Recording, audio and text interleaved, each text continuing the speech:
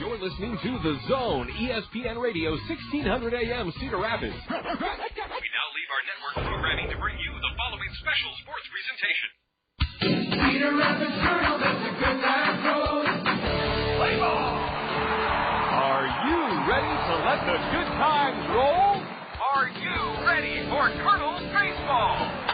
The Zone, ESPN Radio, 1600 AM, and the Class A affiliate of the Anaheim Angels welcome you to Cedar Rapids Kernels baseball. Now, in his 9th season as the voice of the Kernels, here's John Rogers. Let the good times roll, and hopefully the Kernels can do it on a sparkling Thursday midday. We welcome you, Eastern Iowa, and to all of you great fans who are tuned in from coast to coast on the Internet to Kernel Baseball. The Kernels are going to try to solve their woes at home. We've lost 4 of 5 on this 7-game homestand, dropping 2 of 3 to Peoria. Enjoyed a day off Monday, but have come back and been defeated twice at the hands of the South Bend Silverhawks. 6-2 Tuesday night, and last night the Kernels, unable to hold leads of 2-0 and 3-2, were felled by the Arizona Diamondback minor leaguers 6-3. The Kernels have dipped to 25-27 in the second half and come into this afternoon's action with the same overall record as the first half Eastern Division champion Silverhawks, 67 wins, 54 losses. Brooks at bat. Bob Brooks will be joining us this morning from the new Veterans Memorial Stadium on the dugout interview. Stay tuned for Bob. This is Kernel Baseball on the Zone. Toyota Financial Services and the Kernels would like to thank the legions of parents throughout the community who are encouraging and helping their children to read this summer. The time and attention you spend supporting your child's reading effort means the world to them. Toyota Financial Services and the Kernels thank you for making a true difference in the welfare of your children. From helping them pick out their books to initialing their bookmarks and bringing them to the stadium to get their reading rewards, from Toyota Financial Services, you're the best. Dun, dun, dun, dun, Da da da da da da! Hey, call the A-Team! Hey, Matt, thanks for having us over for the game, but, we could have had it at my house. My TV is bigger, and my AC works. I thought you were supposed to get that fixed while your wife was out of town this week. Oh, man, I totally forgot, and she's coming home tomorrow. She's gonna kill you. What am I gonna do? You need to call the A-Team. The A-Team? Yeah, Ahern Plumbing and Heating. They can get your service in 24 hours, guaranteed. I better call Ahern Plumbing and Heating right away. A beautiful Thursday morning. The Kernels expect a big crowd for Game 3 of a 4-game series with South Bend, the 6th game of a 7-game Kernel homestand. We're expecting Bob Brooks at bat, and if Bob does not arrive shortly, we're trying to see if he's making his way in here or not. And Bob is scheduled to join us on the dugout interview this morning, and due to some security concerns, we hope that Bob has made his way up. He has. Bob has made his way up here, and right on time again, Bob. And I want to thank you for understanding our heightened security. We've had a few incidents that we've quelled now that we have much better security. Bob, you look great as usual, and thanks for joining us, Brooks at bat, on the dugout interview. And I thought an interesting subject this morning, Bob, on this gorgeous, gorgeous Thursday would be to get your insight as to a recent phenomenon in athletics, and that it coincides a bit with the start of the NFL training camp, Bob. I'm going to read a list of fellas that either played in the Midwest League, professional baseball, or played minor league baseball, and then went on to pro football. Quincy Carter played in this league. Matt Mock played in the Midwest League. Josh Booty played in the Midwest League. Ricky Manning Jr., who had the interception for Carolina that stopped the Rams in the playoffs last year. Ricky Manning Jr. played for Quad Cities 2 years ago. Kelly Washington, a great receiver at Tennessee, now an NFL player, played for the Kane County Cougars. John Lynch was a pitcher for Kane County, a multiple All-Pro defensive back. Chad Hutchinson had a go with the Cowboys after trying professional baseball with the Cardinals. Bob, my question is this. Why is baseball such a tougher sport to master than football? There's a list of all those great athletes that either couldn't make it in pro ball or didn't like professional baseball but have had pretty good success on the gridiron. Why is that? I don't. Your question's so long, I think the show's over. I don't have anything to say about it. Besides that, John, you have your security is so good. I'll come visit you on what days are visitation days. Could you tell me that? Well, Tony, we'll let you out by Christmas. Tony Regan said we had as good as Fort Knox, and I said, Tony, that's a compliment. But Bob, thank you for making your way through the labyrinth. And I will get down to the questions. And the story is that, in my view, baseball is the hardest of what we would call in this country the professional sports, because it takes those 5 things to get it done. Whereby in football, well, if you have good footwork and a 300-pound body, well, you should be able to block somebody. If you have quick feet and can run 4.3 in the 40, well, you can run the football. If you have a good leg, you can kick it. But in baseball, you have to have hand-eye coordination. You have to have a good arm. You've got to have quick feet. You have to be able to think a little bit. And I hearken back to high school and junior high, John, on that. If you take a look at high school, let's say, we'll go to high school. If you take a look at high school football, when the teams come out on the field and they kick off, it looks like a football game. Mm-hmm. Right? Yep. Okay. Basketball, you see the 10 players come out, they throw the ball up, they start the game. It looks like a basketball game. Many times, especially in lower leagues, 7th, 8th, 9th graders, or 10th graders, they throw a baseball team out there, and you can't understand what the heck the sport is, because the ball's going all over the place. The ball goes back to the screen, and it's just it's for kids, both boys and girls. I think it is a much harder sport to master. And also it requires some patience, because you're going to make a lot of mistakes. Yes. Boy, Bob, you have answered that too. And I wasn't asking the question facetiously. I agree. No, I know you. I agree with everything you said, especially, everything. It takes a long time to master the skills of baseball. You have to have a mindset that it's going to take a long time. And I'm not criticizing any of these great athletes who left the Midwest League. I'm not saying they couldn't have mastered professional baseball. I'm just saying they did better at football. Now, let me give an example of a guy who did do well at both, and you saw him play at Indiana. Ted Kluszewski was an all-Big Ten football player and a tremendous baseball player.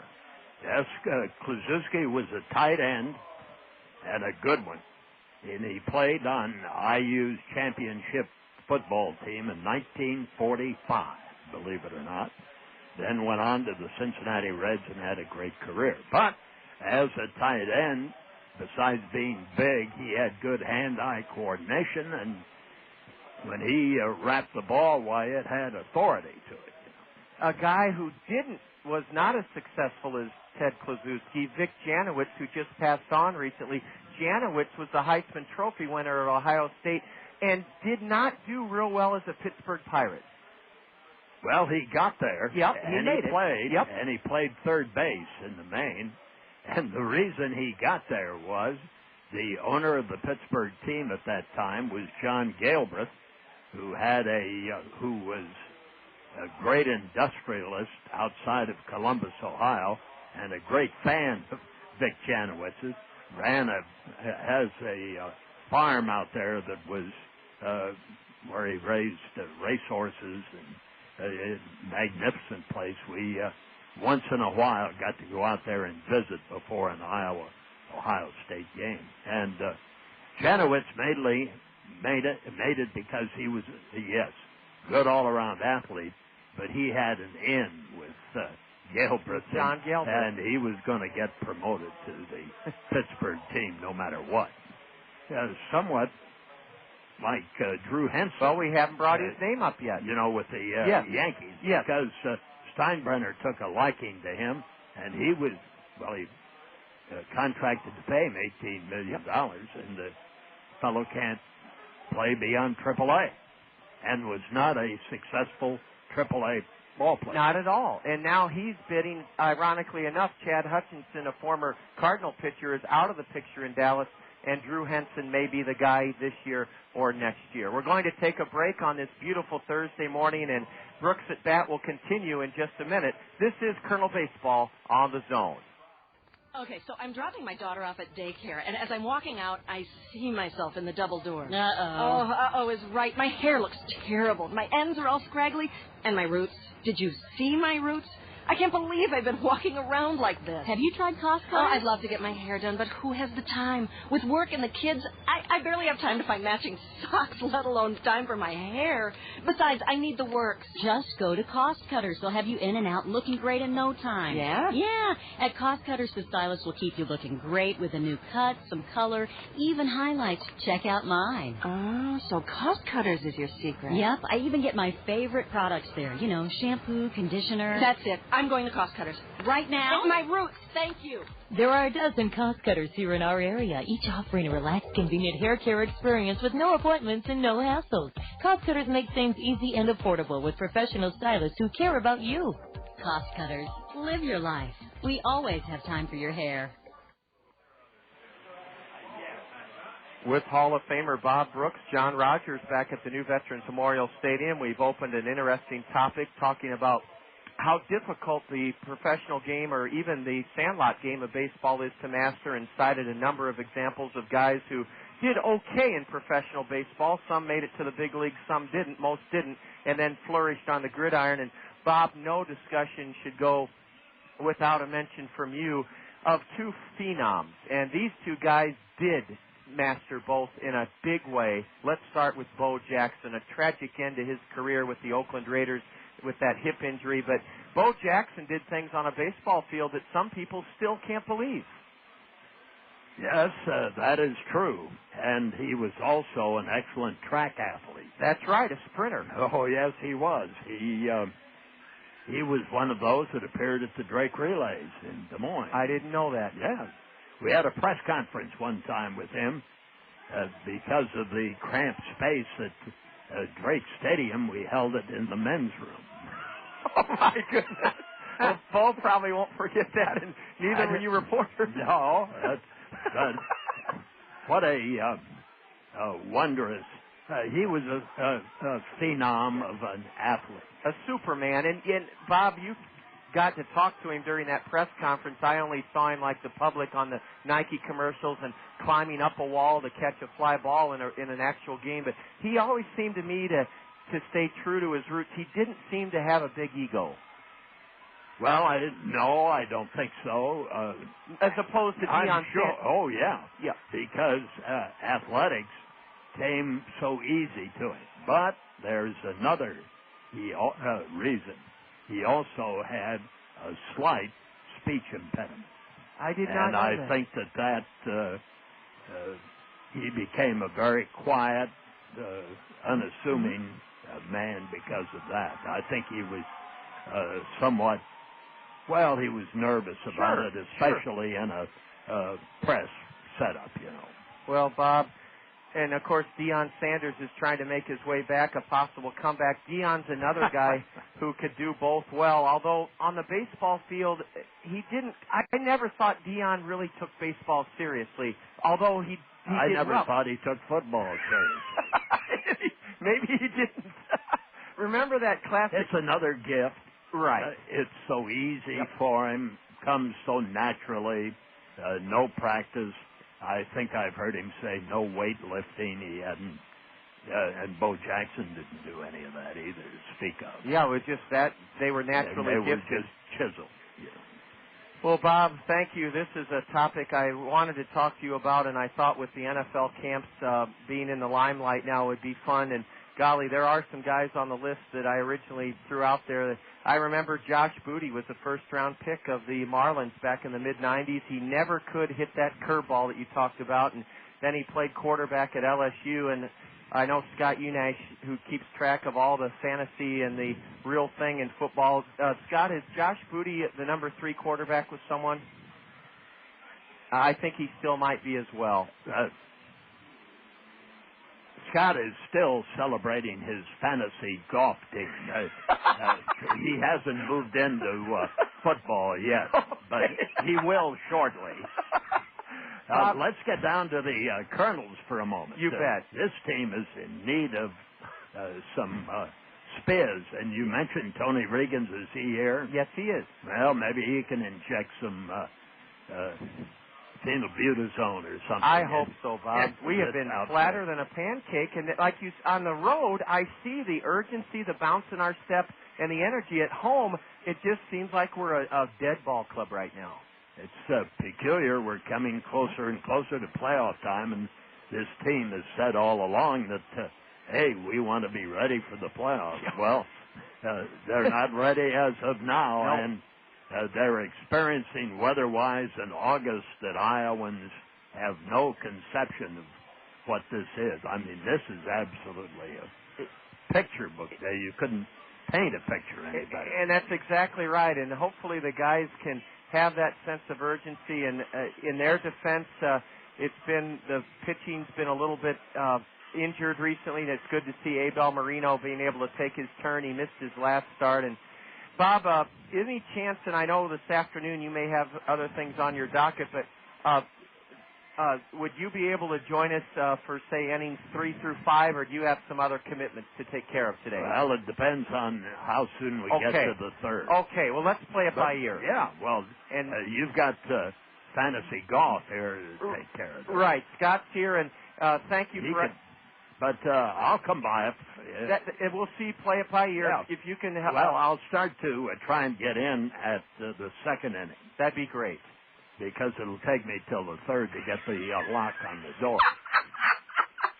Bob, as always, we have a great time at the ballpark. Come out here and see us. It's a noontime game, and dollar hot dogs. Let's see if the Kernels can get the job done today. All right, Bob, thank you so much. Bob Brooks joining us, Brooks at bat, and as we alluded to during the dugout interview, Scott Unash is here today, and Scott and I will return in a moment to set this afternoon's starting lineup. You're tuned to Kernel Baseball on the Zone. Hey, everybody, gonna get on down to Hometown Restyling. Hometown Restyling. For all your remodeling needs, satisfaction guaranteed. Hometown Restyling specializes in all of your home's interior, exterior needs. Visit our showrooms, one in Hiawatha, one in Coralville, and see the incredible possibilities. Windows, siding, sunrooms.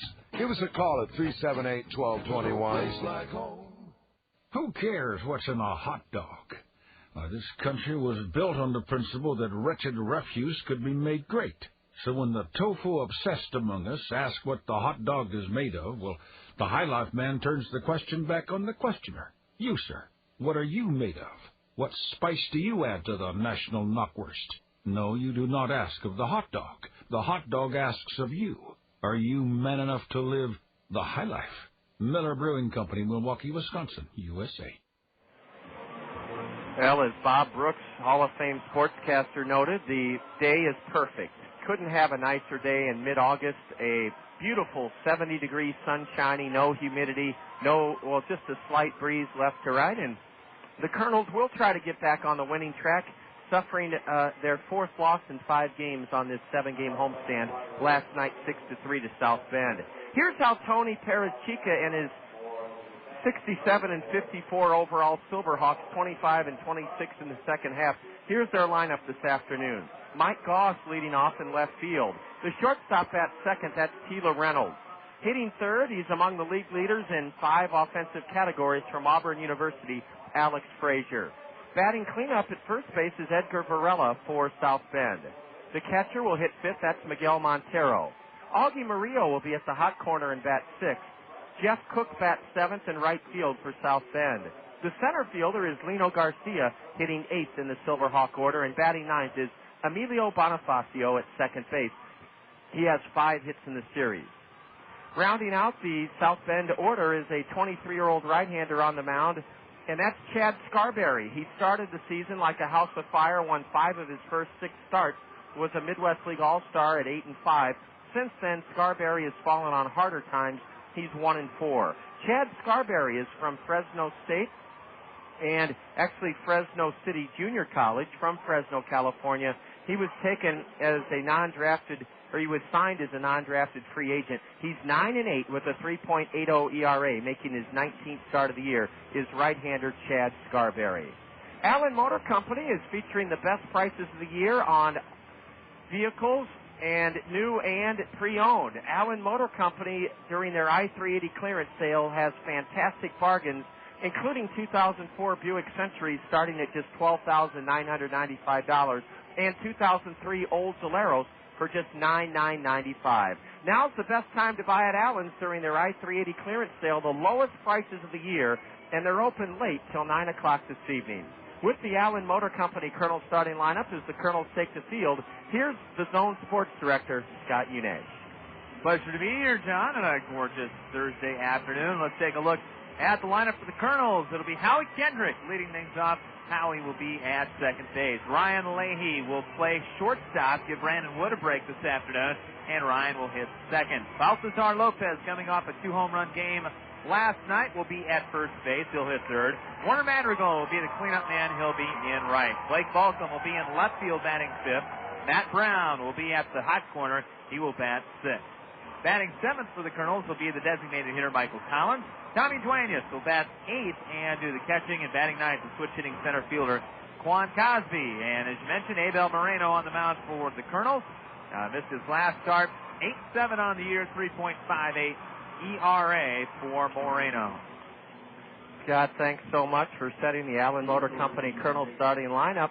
In just a moment, we're going to hear our national anthem singer, Abby Schumacher, on this beautiful Thursday afternoon. Singing the Star Spangled Banner, Abby Schumacher. Today by Abby Schumacher.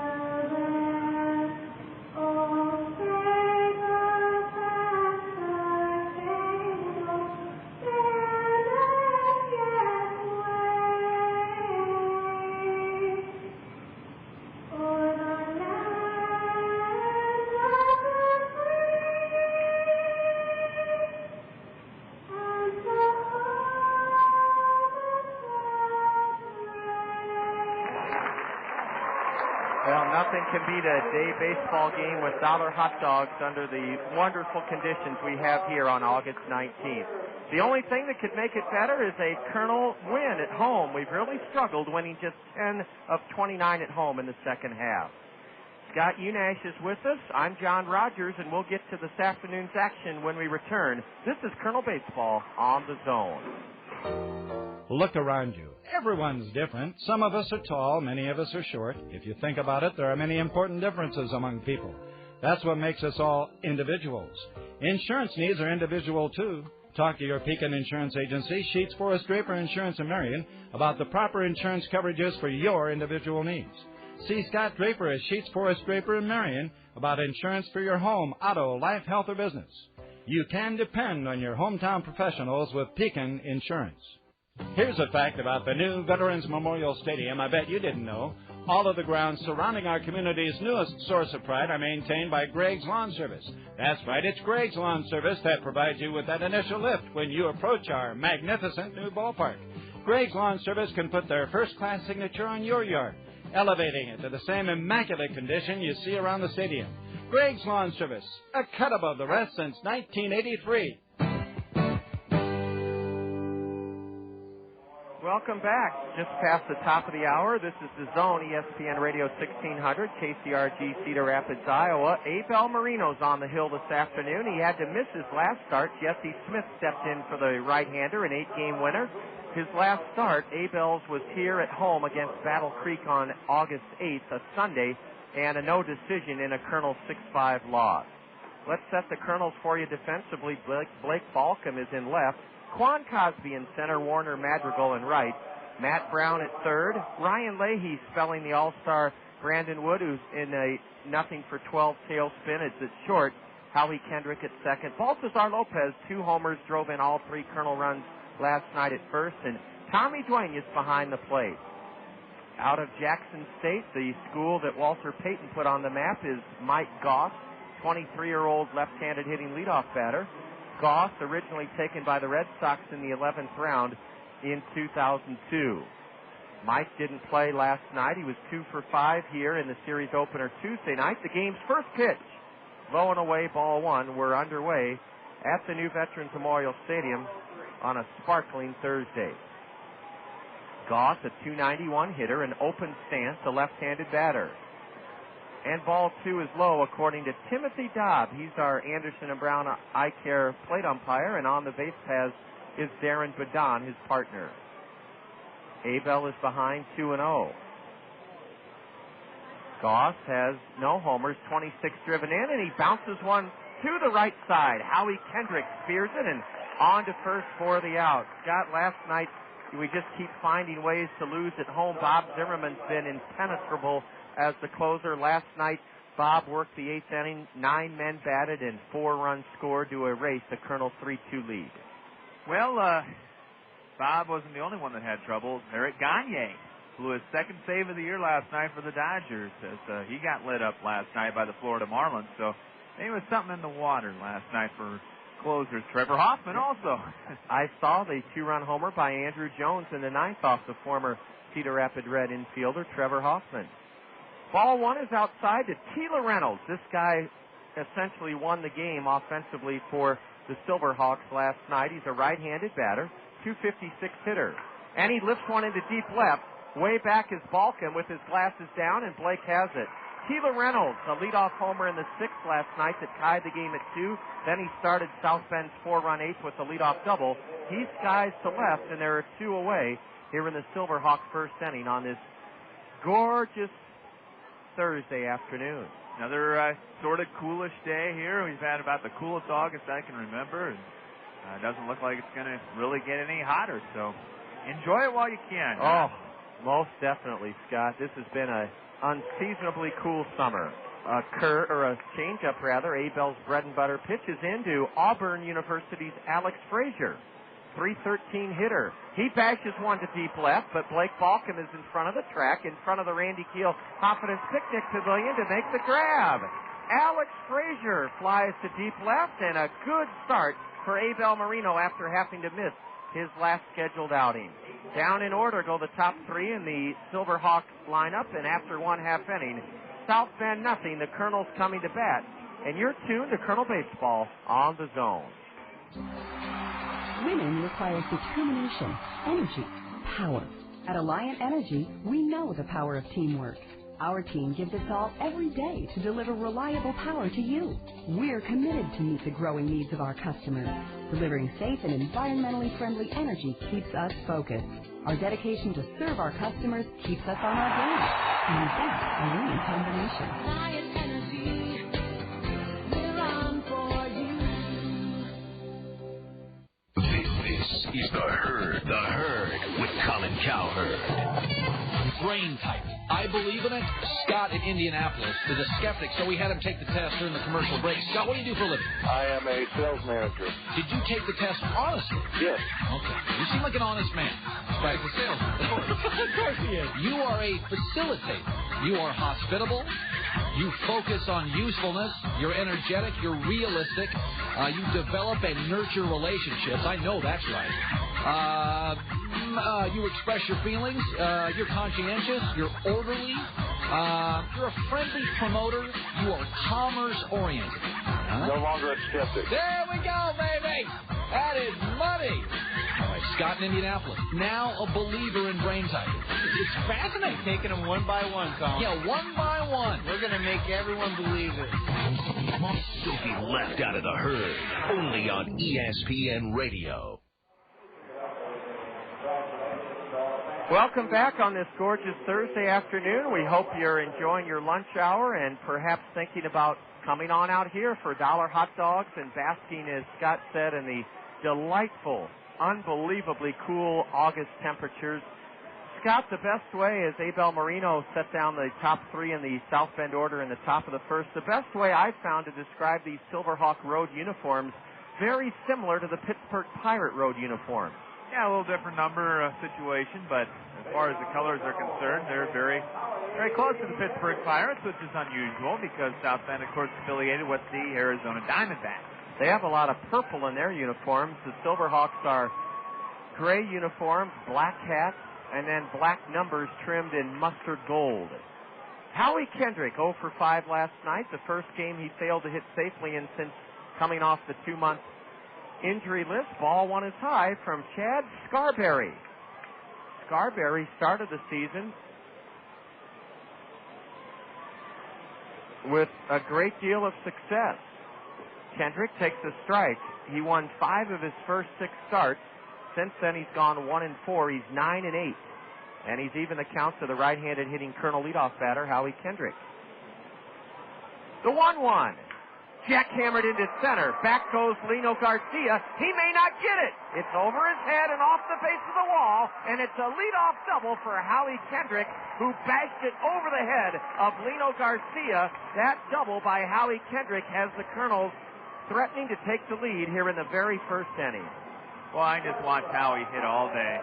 Isn't that something, Scott? And this kid, I was looking up a few things when you were talking to Bob, and the all-time top average for Cedar Rapids modern-day baseball is Art Pennington with 341, and Howie has a very good shot at breaking that. If he can get the minimum number of bats. He's got to do that. And he's hitting 352. Ryan Leahy will try to hit the ball to the right side of the infield. And he does! He bashes it through the right side. Kendrick will be waved and now stopped at third. Ryan Leahy, Scott, executed the fundamental perfectly. Not only did he get Kendrick to third by hitting the ball to the right side, he laced it in the hole through the right side of the South Bend infield. And that is such a hard art to learn. It really is. And boy, Ryan Leahy, we've liked him. You, I know, really like him. Yes. Since Leahy has joined the ball club. And boy, he did a great job right there. Moved the runner from second base to third. Now the Colonels got a situation they can put a big inning together. With the hottest hitter on the ball club, at least last night, Baltazar Lopez, 3 for 4, a 2-run homer in the fourth that made it 2-0. And then Baltazar broke a 2-2 tie with a leadoff solo shot in the 6th inning. He takes a changeup high and outside. Baltazar Lopez hitting .299. With those 2 homers last night, the left-handed hitting Mexican has 8 home runs, 29 driven in. Ball 2 misses away, according to Timothy Dobb, the plate umpire. Baltazar, a .299 hitter, is at the plate with Kendrick at third and Leahy at first here in the bottom of the first inning. South Bend is a hot ball club. They've won 6 in a row. As cold as we've been at home, South Bend's been the exact opposite. Strike 1 called on the outside edge to Lopez. They're trying to keep it away from Baltazar, it looks like. But he hit one to center field last night and shifted the other one away from center field. So he'll go with it. That's right. He pulled the other one over the right field wall, Scott. From the stretch, Scarberry's 2-1. Low, ball 3. Kendrick belted a double over the head of Lino Garcia to start this afternoon's game. Straightaway center. First pitch swinging, Leahy thrashed one into right field, sending Howie to third. It's 3-1 to Lopez. The South Bend right-hander comes set at the belt and delivers. Strike 2 call. That's an ease on the outside corner. Well, we'll see what Bobby wants to do here, John. If he'll send the runner. 3-2 pitch, nobody out. Got a hot hitter up there. I would not be surprised to see Ryan Leahy go. Ryan's being held by Edgar Varela. Is Leahy running on this payoff pitch to Baltazar? Yes, no. And ball 4 is low. That was a change-up just below the knees, over but low, to load the bases for Warner Madrigal. Leahy took 3 quick steps towards second, Scott, on that 3-2 pitch and then stopped. Yeah, did a good job, and Scarberry's dug himself quite a hole here in the first inning for the Silverhawks. It's first and third for Warner Madrigal. Or, excuse me, bases loaded for Warner Madrigal with nobody out. Warner ordinarily loves to swing at the first pitch. He is 3 for 8 in the series, and he's hitting .333 in 12 games. And, Scott, I said last night on the air, as Madrigal has a wide stance at the plate, wears his white home pants just below his knees, exposing all of his red socks. I'll tell you what I noted last night. He does swing at the first pitch and loops it off to the right foul, out of play. I don't know what it is about Madrigal, but his body reminds me of Manny Ramirez. Yeah, it really does. Well, same number as Manny as well, number 24. But, yeah, you can make a lot of comparisons, kind of similarly built. Maybe Warner's even a little bit taller than Manny. Manny's not a very tall guy. Kendrick at third, Leahy at second, Lopez at first. The South Bend right-hander's next pitch is a fastball upstairs for ball 1. Scarberry just does not look real comfortable right now. Not yet. He sure doesn't. He's kind of forcing things. Yeah, just kind of herky-jerky. It really hasn't developed into any type of a rhythm yet. With the bases loaded. Ball 2, a breaking pitch upstairs. I think Chad wanted the call, didn't get it from the plate umpire, Timothy Dobb. Mike Goss is in left for the visitors. Lino Garcia in center. Jeff Cook in right. Sun shining brightly on this beautiful Thursday. With the bases loaded, the 2-1 is cut on and fouled straight back to the base of the backstop. And it's 2-2 now to Warner Madrigal. 1 for 5 last night, a 2-out single in the 5th inning. Crowd still filing in. I think they're more or less trying to get those hot dogs. Can't pass up dollar hot dogs on a day like today. The bases loaded 2-2 delivery. Inside, almost hit Warner, and now the margin for error has shrunk to nothing for Chad Scarberry. I would imagine if Warner reaches, you're going to see maybe a meeting on the mound. Our old friend Jeff Pico for Cubs fans. The payoff pitch to Madrigal with the bases loaded. Ball 4, it's 1-0 Kernels. Howie Kendrick scores. The RBI for Madrigal, his 9th in this is 13th game. And Scott, let's see if former Chicago Cub right-hander Jeff Pico does come out to the mound. And he will. Cub fans will remember that Pico pitched a shutout his first game, and boy, for Cub fans, for a Cub player, that's a tough burden to carry, because if you're a Cub pitcher and pitch a shutout your first major league start, had you ticketed for Cooperstown after that. Exactly my point, Scott. And they've kind of done the same thing. We've talked off the air about it to Mark Pryor. They just expect everything of that kid. Yeah, Mark Pryor's got more talent than Jeff Pico did, obviously, but you're right. They come to expect a lot up there, and especially this year. They got an important win last night, keep them within a game of the Giants. Blake Balcom has very quietly vaulted himself into the tie for the team lead with Brandon Wood for doubles. 28 doubles for Blake Balcom. Blake hitting .267, 4 homers, 46 RBIs. Blake Balcom with the bases loaded. It's 1-0 Kernels.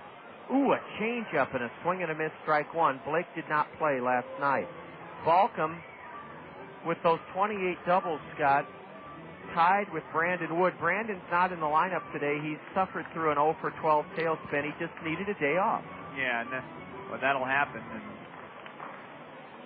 usually, you take a look at and watch the game a little bit and start to get a few things back.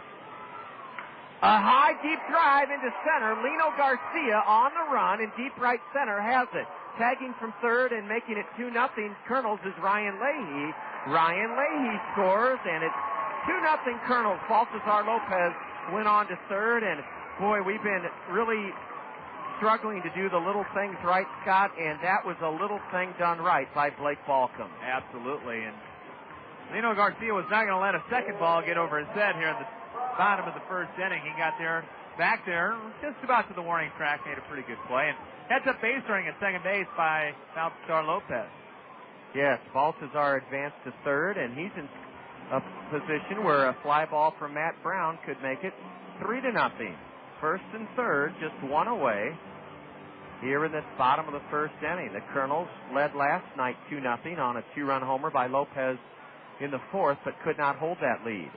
Ball one in the dirt, and Chad Scarberry's had to make an awful lot of pitches here in the first inning. And he has not been able to get anything off speed, whether it be the curveball or changeup over the plate or anywhere near the plate. Everything's been in the dirt for the most part as far as his breaking ball is concerned. He's had to come at the guys with the fastball. With runners at the corners, a drive into center, a sinking liner is a base hit to make it 3-0. Matt Brown drives home the third run of the inning. Coming in from third is Balthazar Lopez, 3-0 Kernels. Brownie adds to his team-high RBI total. It's now 77 runs driven in for Matt Brown. More importantly, it's 3-0 Kernels. Still only one out as Lopez scored. Madrigal cruised into second. There's another example, John. He had to come with that fastball after falling behind in the count. And Matt Brown was sitting on it. He's a good fastball hitter. Oh, is he ever, Scott? The seventh man to bat here in the 3-run first is DH Michael Collins. He corks one into deep center. Tila Reynolds back for this one, and Lino Garcia, the center fielder, has it, and holding at second is Madrigal. The same for Brown at first. Boy, Michael Collins teed off and drove one into deep center for the second out of the inning. Lino Garcia's huffing and puffing out there, Scott. Yeah, it certainly is. They've been hitting the ball hard right up the middle, and that also shows a lot of fastballs being thrown. And Brownie had his 77th RBI. You know, he's inching closer to that top 10 all time for RBIs. He's only 13 behind Reggie Jefferson and Johnny Rabb. Well, those are two guys that played in the big league. You betcha. Reggie Jefferson had a big career in the majors. A strike is in to Tommy Duenas. Tommy is the catcher this afternoon. 3-0 Kernels with runners aboard at first and second and 2 away. Tommy, a .207 batter, 9 homers, 25 RBIs, 1 for 4 last night. He tried to hold up on a changeup, and he apparently did, according to the base umpire, Darren Badon. And it's 1-1 to the Kernel catcher. The 8th man to come to the plate here in the Kernel 3-run first. It's Madrigal at second and Matt Brown at first.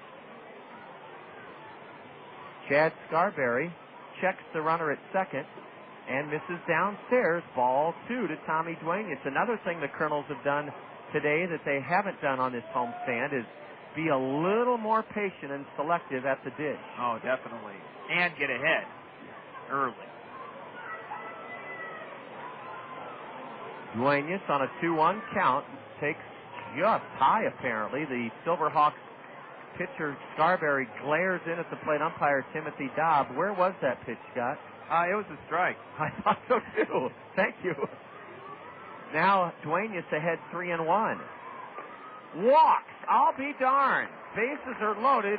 Still are 2 out. And the Kernels send their 9th man to the plate. Ball 4 was just a little bit tight inside to Duenas.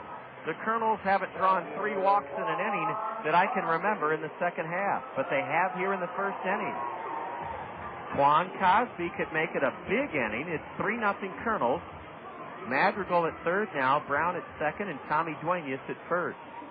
Quan hitting .247, tied for the league lead with 12 triples. Ball 1 high, and now, Scott, I see in that body language that you noted earlier of Chad Scarberry, not only is he a little bit disjointed now, he looks frustrated. Yeah, he's frustrated, and I'm anticipating some movement, and there it comes. Ryan Coffin's going to go down and warm up, the right-hander for South Bend. Ball 2 is high. Well, I hope the Kernels can bury the Silverhawks so that Coffin comes into the game. Usually see these noon games on the final day of the series between two teams, or early start anyway, but we'll play another one tomorrow night with South Bend before you get the laundry together and head to Michigan again. To the state capitol. The catcher, decked out in black shin guards and a black chest protector, Miguel Montero, out to the hill. And tomorrow's a special night, $2 hot dogs, plus coupons to everyone for a slice of apple pie at Cedar Rapids and Marion Hy-Vees. And Pat McGrath will be giving away 4 pre-owned vehicles on Pat McGrath Chevyland used car night tomorrow night.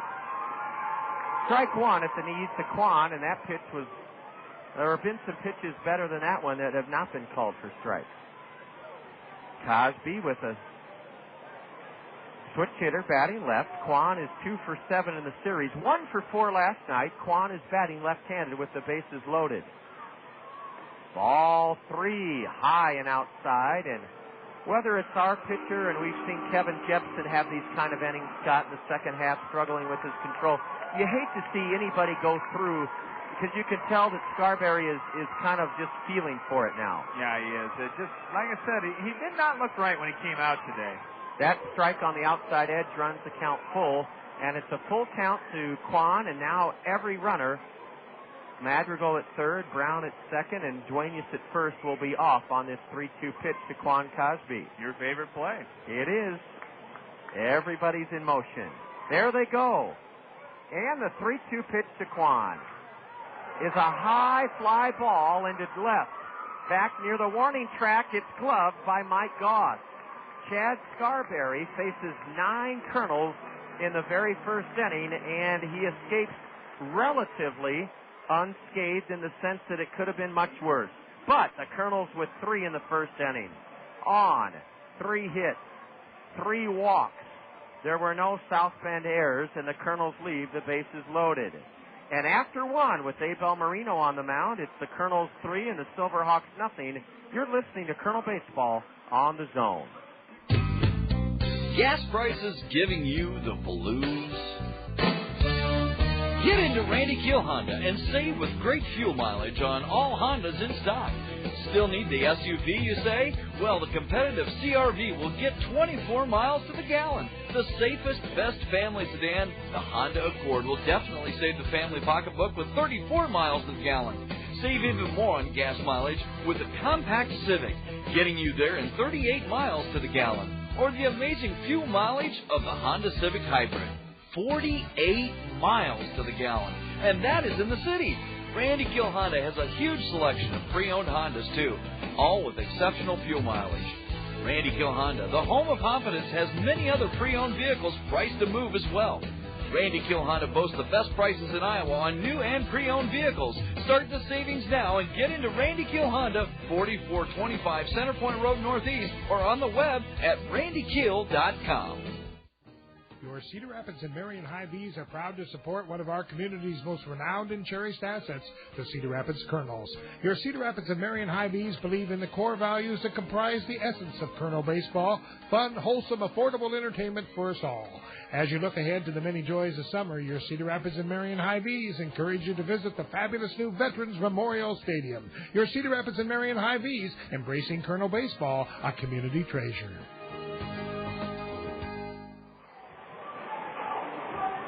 21-year-old Dominican right-hander Abel Marino, who retired the side in order in the top of the first, has been staked to a 3-0 lead as Abel will face the cleanup batter Edgar Varela to open up the South Bend second inning.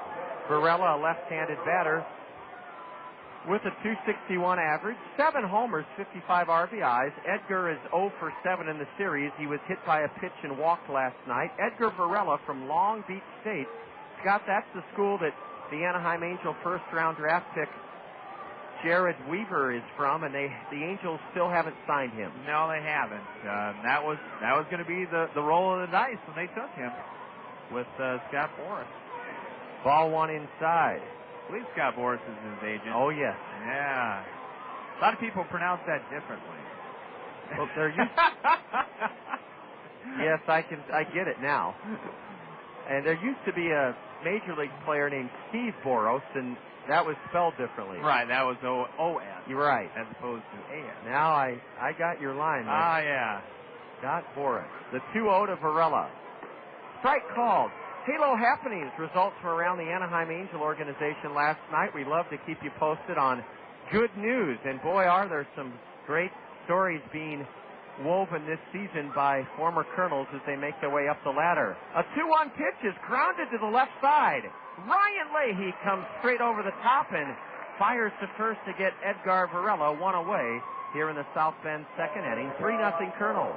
Well, the Anaheim Angels continue their winning ways last night. Vlad Guerrero, his 26th home run, as Anaheim beat the D-Rays 6-4. Salt Lake got by Edmonton 7-5. Dallas McPherson and Casey Kochman, 2 hits apiece. Each had an RBI. Brandon Emmanuel picked up the win in relief of the starter, former Colonel Jake Woods. Miguel Montero, a left-handed hitting catcher, nubs one towards third. It may be an infield single. Matt Brown makes a very wise play as he picked it up with his bare hand.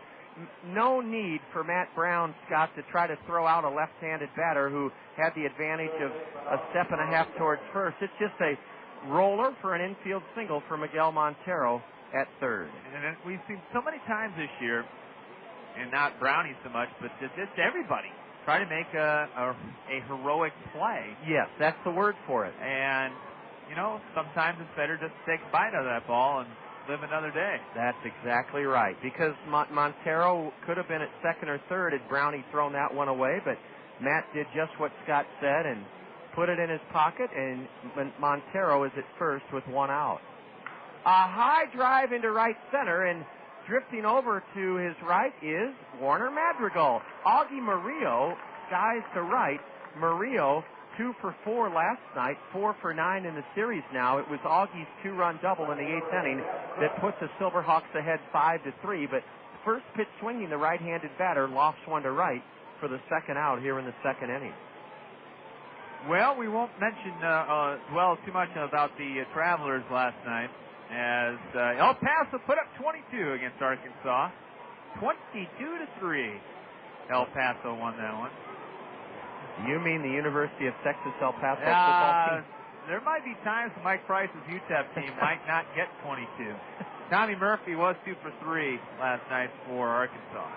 Jeff Cook, a left-handed hitter who pinch hit last night, is taking a pitch outside. Now a Marino changeup high and outside. Ball 2 to the left-handed batter out of Southern Miss, Jeff Cook. Mike Napoli had 3 hits, including his 27th homer last night for Ranchos. They beat Lancaster 5-3. Stephen Shell got his 11th win, and Von Sturtzbach his 18th save. The 2-0 to the left-handed batter is a looper to shallow center. Ryan Leahy on the run, going back, dives and can't get it. Quan Cosby recovers. Leahy may be shaken up. Ryan Leahy took a nasty tumble in shallow left center field. He's on his feet. What a great effort by Leahy with his back to the infield, trying to catch that Texas League single that just did elude him, and it was Leahy or bust, Scott. Quan Cosby and Blaucom just couldn't get there. Right, and that was a broken bat, little pop-up in the short left center field. And good effort by Ryan Leahy, but just kind of fell in the triangle out there. On to third with 2 out, Miguel Montero. It's first and third, 3-0 Kernels. Lino Garcia, a trim, sleek, skinny right-handed batter of the center fielder, batting 8th in the South Bend order, is at the plate. 3-0 Kernels, but the Silverhawks have runners at the corners with 2 out. Lino Garcia, 246 right-handed batter who lifts his front heel off the ground and swings at a changeup and misses. Scott, Napoli has remarkable power numbers. Oh, he does. 27 home runs. That's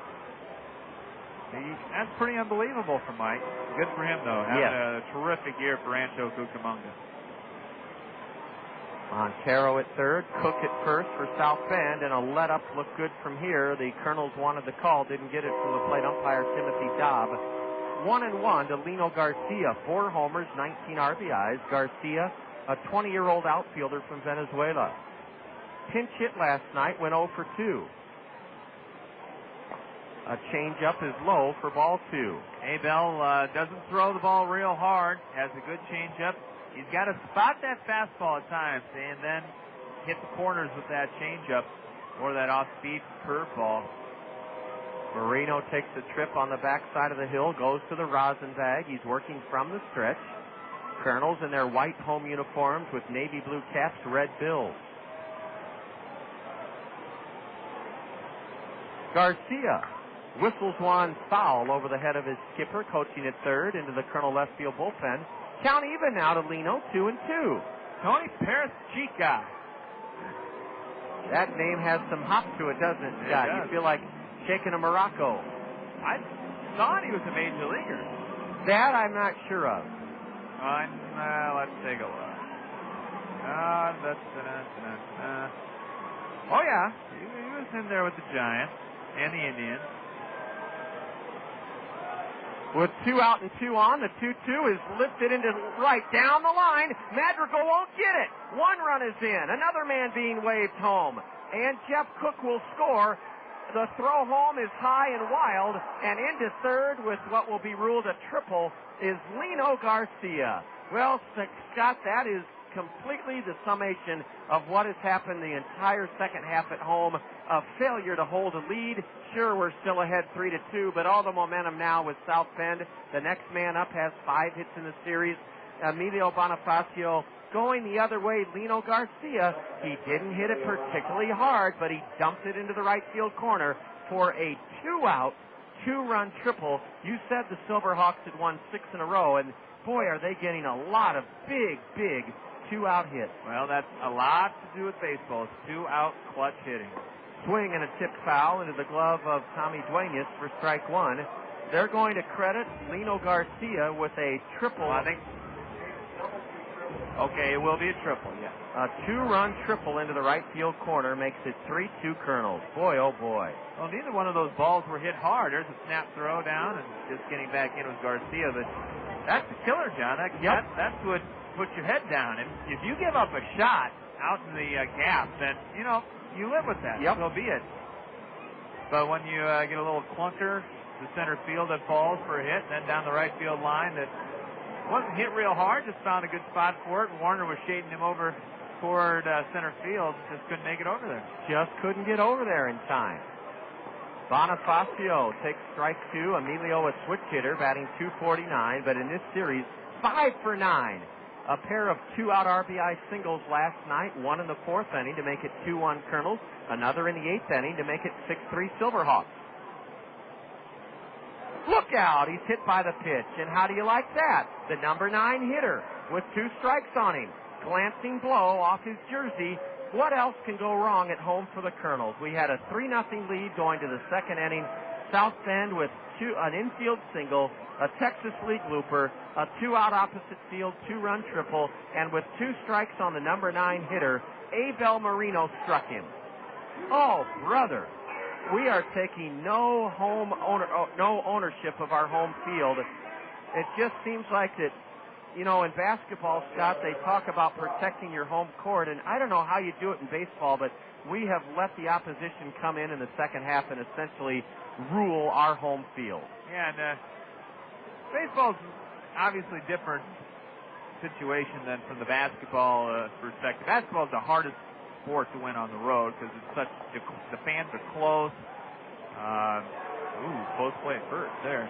Throw to first, and Emilio Bonafacio, 5th in the league with 32 steals, just got back. In that football situation, you have 2 days to get acclimated to things. That's very tough. Baseball's not quite as difficult, but yeah, you gotta at least assert yourself to try to hold that home field.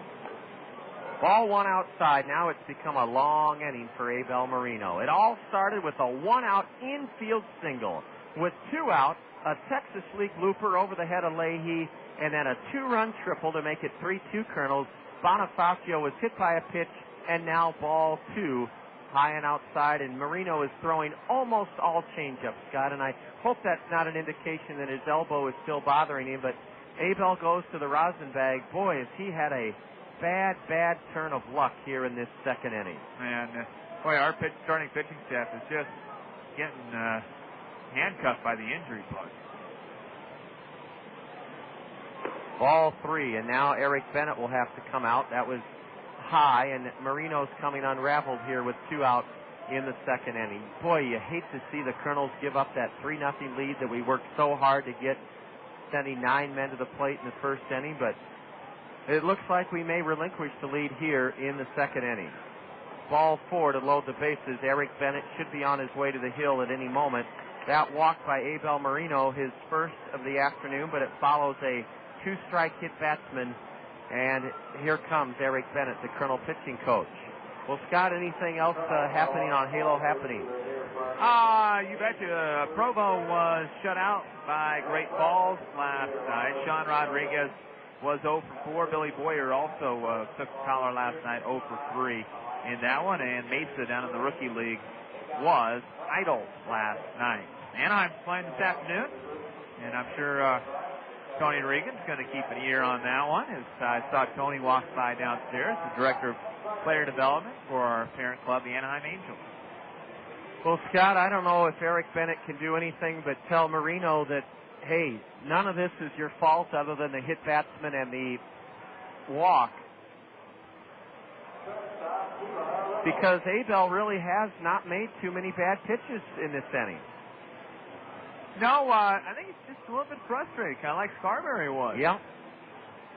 He's got to be the happiest guy in the ballpark, Chad Scarberry, because he's right back into the game.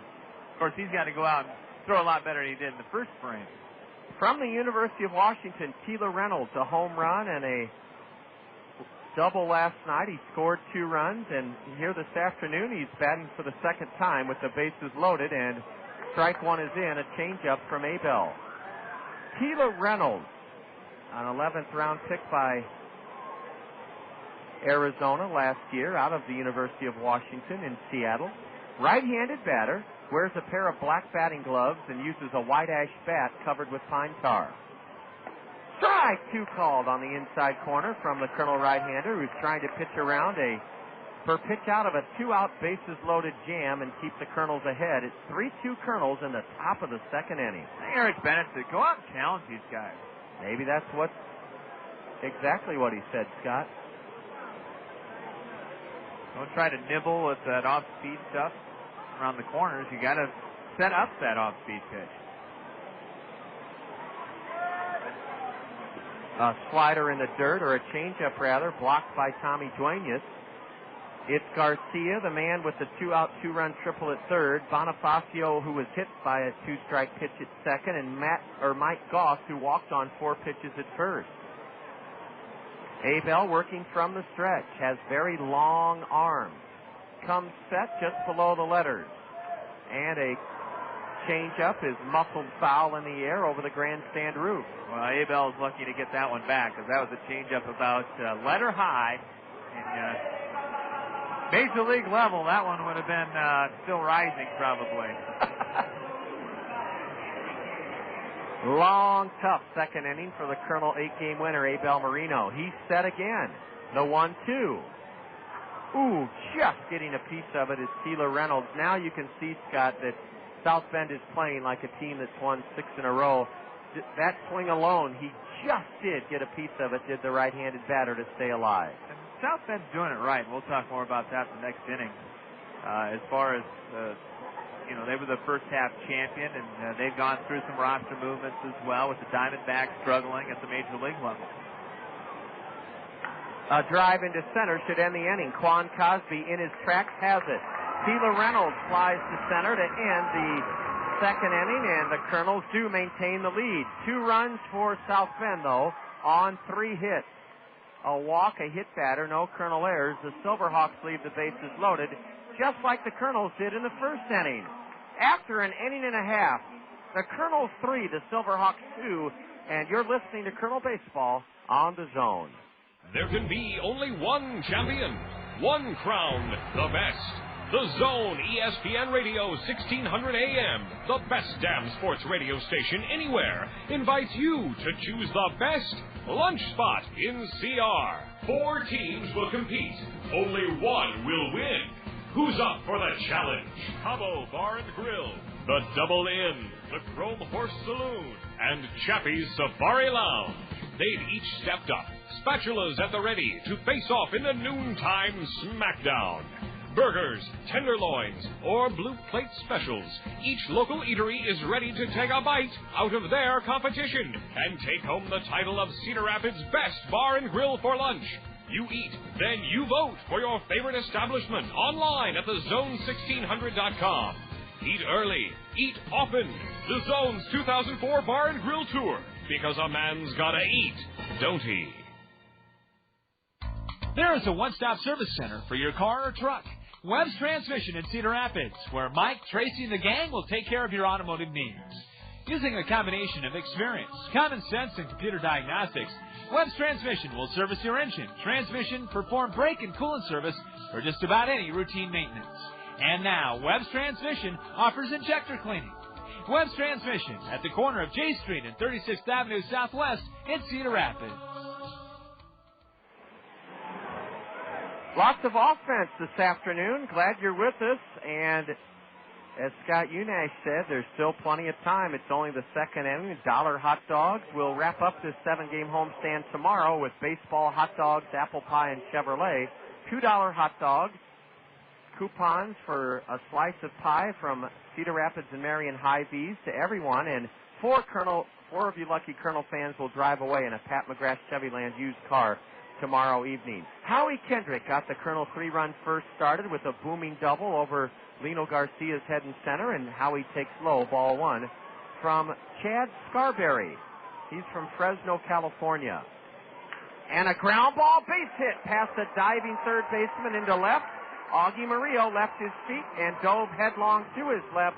Howie Kendrick, Scott, after going 0 for 5 last night, is 2 for 2 this afternoon. Yeah, and boy, he hit that hard too. He just goes with the pitch. He does so many things well when he's up there at bat. I was gonna ask you, John. I'm not sure if you have this conversation with Howie, but I know he wears number 8, and he reminds me so much of Joe Morgan. I talked to Howie 2 nights ago last night on the dugout interview as Ryan Leahy pulls one foul on the ground past third. And I'm not making that comparison because you don't want to do that to a youngster. Well, plus Morgan was a left-handed batter. Yeah. But I will ask you that the next time, just like I've called Ryan Leahy our Pete Rose. Pete Rose was a switch hitter, but Leahy wears number 14. That's right. And Ryan plays like Pete Rose. And Howie Kendrick is hitting up a storm just like Hall of Famer Joe Morgan. They do have similarities, Scott. They're built very similarly, Kendrick and Morgan. Howie, believe it or not, is a little bit taller. Yeah, a little bit taller. Joe is not a very tall guy. The 0-1 to Leahy drops in for a strike, a changeup. Ryan went the other way, drilling a single into right, sending Kendrick to third. Both he and Howie scored in the Kernel 3-run first inning. 3-2 Kernels. We're in the bottom of the second. Leahy, a right-handed batter, hitting .211 in 10 games. Lays off one upstairs, ball one. Well, we have been so blessed the last couple of years up the middle. I mean, unbelievably. Ibar and Cayaspo last year, both, a little bit different type of hitters than Brandon Wood and Howie Kendrick, but a little bit more offense this year. Not quite the flashy defenses we saw with Cayaspo and Ibar last year, though. There goes Howie. And a swing and a foul straight back into the screen by Leahy. A hit and run was on. Scott, I'm glad you reminded myself and our listeners and fans how privileged we've been to see. Well, you go back last year to Ibar and Cayaspo, this year Wood and Kendrick. The year before, Murphy and Justin Turner. Yep, that's right. All three different kinds of combos, but all three very, very good. Leahy with an open stance, a right-handed hitter. Strikes one in the air to right. Drifting back is Jeff Cook, and Cook has it. Ryan Leahy hit it well, but flies out to right. 1 on, 1 out here in the second for Baltazar Lopez, who walked and scored in that Kernel 3-run first inning. And I know the Cayaspo Ibar, along with Howie Kendrick and Brandon Wood, they're all going to be in the big leagues. And it just matter where, as far as what team and what position. Because obviously if they all stay in our organization, they cannot play those positions at the same time. There goes Howie, and a drive into left center by Lopez. It's going to be caught by Mike Goss for the second out of the inning. Baltazar Lopez made a bid to thrash one into the left center field alley, but Mike Goss moved over to his left and caught it. Kendrick back to first, and I really like the way Bobby Magallanes is trying to inject some energy into this Kernel Ball Club by sending runners. Yeah, he's trying to get everything in his power going. And we still have the lead, so not all is lost, but want to get that momentum. Kernels do lead it 3-2. Warner Madrigal, the batter. He drove in a run by drawing a bases-loaded walk in the first inning. Throw to first. Howie dives back safely. This pitching staff for South Bend was phenomenal in the first half. They had a team ERA for a long time of just over 2. Now they're ranked 5th in the league at 3.77. Swing and a miss by Warner Madrigal on a changeup. But they're coming back up, though, John. They lost their top 2 pitchers at the end of the first half. So, obviously, that was a big blow to them. And now they're starting to get these other guys to take up the slack. And that's what we were talking about. South Bend's putting themselves in good position for the playoffs. Swing and a miss on a high changeup. You're going to have a letdown after you win that first half. And the problem with the Kernels is they've never really gotten back to that level of urgency or competitiveness that we had in the first half. We came to the ballpark in the first half, Scott, thinking we were going to win every game. Yep. It hasn't been that way in the second half. An 0-2 in the dirt. Howie Kendrick scrambles back to first as the catcher Miguel Montero kept it in front of him and winged a throw down there. Meanwhile, it's ball 1 to Warner Madrigal. Yeah, Scott, you're exactly right. At some point, you do have to come down from the mountain and catch your breath. The Kernels just haven't done that yet. It's a double-edged sword. Qualifying in the first half. It really is, because you got that in your back pocket going through the second half of the season. But you're right. You lose some of that urgency, and that's just human nature. It's human nature. Warner in the hole, 1-2. Bounces one to the right side. A short hop glove by Edgar Varela, and he races to the bag ahead of Warner to end the Kernels' second inning. Well, Howie Kendrick started it with a single to left, but the next 3 were retired. No runs for the Kernels in the second. 1 hit. There were no Silverhawk errors. The Kernels strand a runner. We've left 4. Scott Unash is going to take us through innings 3, 4, and 5 this afternoon. And after 2, it's the Kernels leading the Silverhawks 3-2. You're enjoying Kernel baseball on the Zone.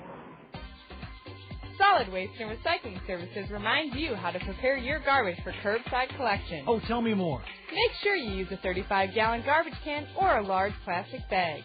The weight limit is 40 pounds. If you have more garbage than fits in your can or bag, or weighs more than 40 pounds, buy a sticker. How much are they? A $1.25 sticker is required for each additional garbage can or bag you set out. Where can I buy one? You can buy garbage stickers at any grocery, convenience, or drugstore.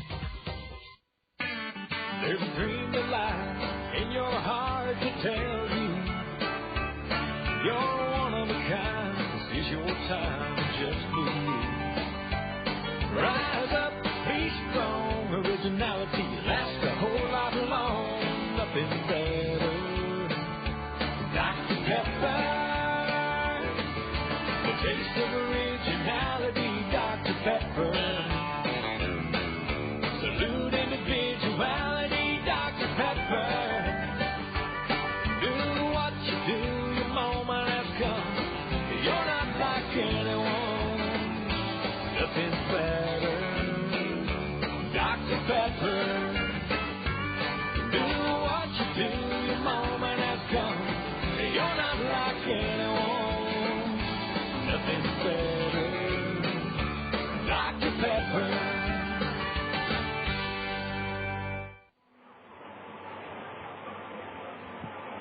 3-2 as we head to the top of the third inning for Veterans Stadium on this sunny, little bit chilly Thursday afternoon. Scott Unash aboard with you. John Rogers alongside. John stepped out for a moment. He'll be back. Bob Brooks also will be stepping in with us coming up here in just a little bit. But it's great to have you aboard here from the stadium. South Bend won the first 2 of this series, and they trail this one to the Kernels by a 3-2 score. It will be Alex Frazier, Edgar Varela, and Miguel Montero coming up for South Bend, and a swing and a miss on the first pitch by the designated hitter Alex Frazier. 313, top hitter on the team for South Bend. 4th in the league in home runs, 6th in the league in RBIs, 18 home runs, 72 driven in. Frazier fly to left his first time up. Abel Marino delivers, and that one's high and away for a ball. Frazier at 313. South Bend comes in 25 and 26. They are the first half champions in the Eastern Division. Moreno, slow curve, hit to left field. Going back on it a couple steps and waiting for it is Blake Balcom. And he puts it away for out number 1. Frazier's driven it to left twice. Nothing to show for it. There's 1 out here in the top of the third inning. That'll bring up Edgar Varela, the first baseman. He grounded out to Ryan Leahy at short back in the second inning. 3-2 Kernels, nobody on, one out here in the South Bend third inning. The same two teams go at it in Game 4 of the series tomorrow night at 7 o'clock. Swing and a miss on a changeup. Way out in front of it was Varela. Montero on deck. He scored one of the 2 runs this afternoon for South Bend. We'll let you know what's happening. Few games on the Major League scoreboard this afternoon here on this Thursday. Pitch inside. That'll even things up at a ball and a strike.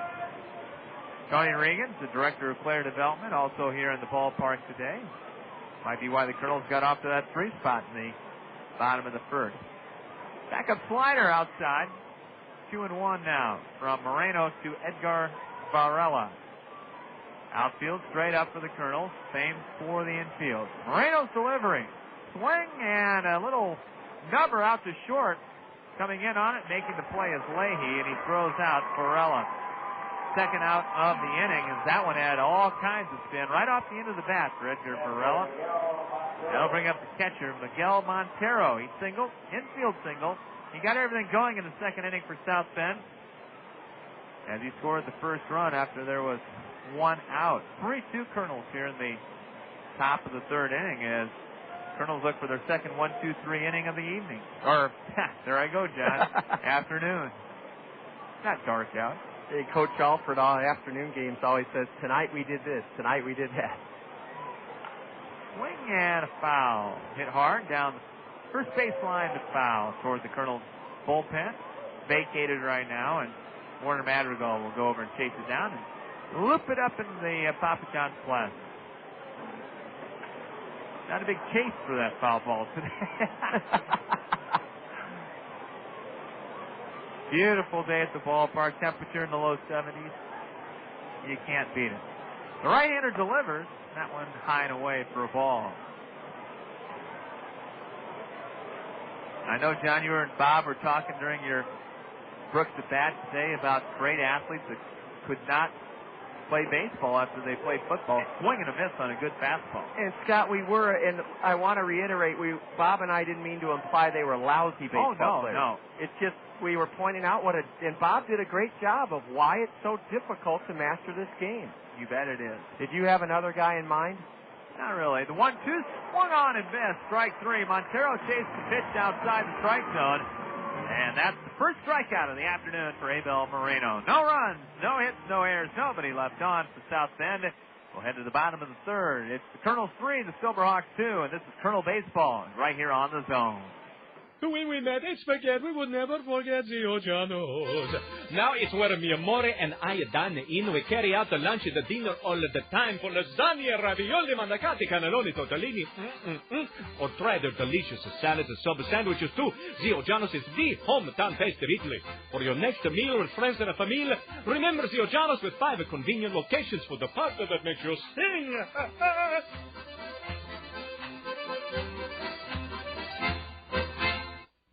Your husband has a sore throat and he's whimpering about getting it checked.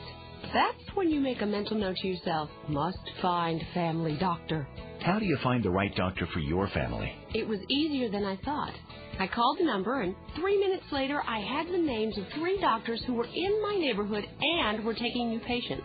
Just call the Mercy Care referral line at 369-4444. My Mercy Care doctor doesn't rush me out of the room with me saying, but what about, how do I? They take the time to answer my questions, even the silly ones. It's that extra understanding, compassion, and care that Mercy Care community physicians practice every day. So I got the doctor thing figured out. Now what do I do about that whimpering husband? Find the right doctor for your family. Just call 369-4444 or find out more about our family doctors on the web at www.mercycaredoctors.com. Finding a doctor you really like. That's real life. That's the Mercy Touch. Bottom of the third inning, 3-2 Kernels, as Chad Scarberry, the right-hander, delivers his warm-up tosses. It'll be 5, 6, and 7. Blake Balcom, Matt Brown, and Mike Collins coming up for the Kernels here in the bottom of the third inning. Got some scores to throw your way. Not a very populated scoreboard this afternoon on the State Farm Major League scoreboard. But make that 4 games in the American League, and in the National League, we've got a total of 6 games on the slate this afternoon and tonight. Let's see, 1 in the American League this afternoon, and half the slate in the National League will take place under the afternoon sun today. Blake Balcom, left fielder, sacrifice fly, brought home a run back in the first inning. That was his 47th driven in of the year. He steps in from the right side, and Scarberry delivers up high for a ball. And as always, our State Farm Major League scoreboard each and every year, John. Brought to us by Gary Schubat, Lanny Peterson, Dale Thompson, and Al Shetler, State Farm Insurance agents. Swing and a miss by Balcom as he chased the pitch low and in. In the American League, Anaheim and Tampa Bay are just about set to get started. It'll be John Lackey on the mound for Anaheim after a tough start. The former Colonel has turned it on in the second half since the All-Star break. Going to look for his 10th win today down at Tropicana Field. The 1-1. Strike called in the outside corner. It's now 1-2. I thought Blake had 2 strikes on him before. Tonight, the White Sox will host Detroit. The Yankees will be in Minneapolis to take on Minnesota. Seattle is at Kansas City. Here's the 1-2 in the dirt.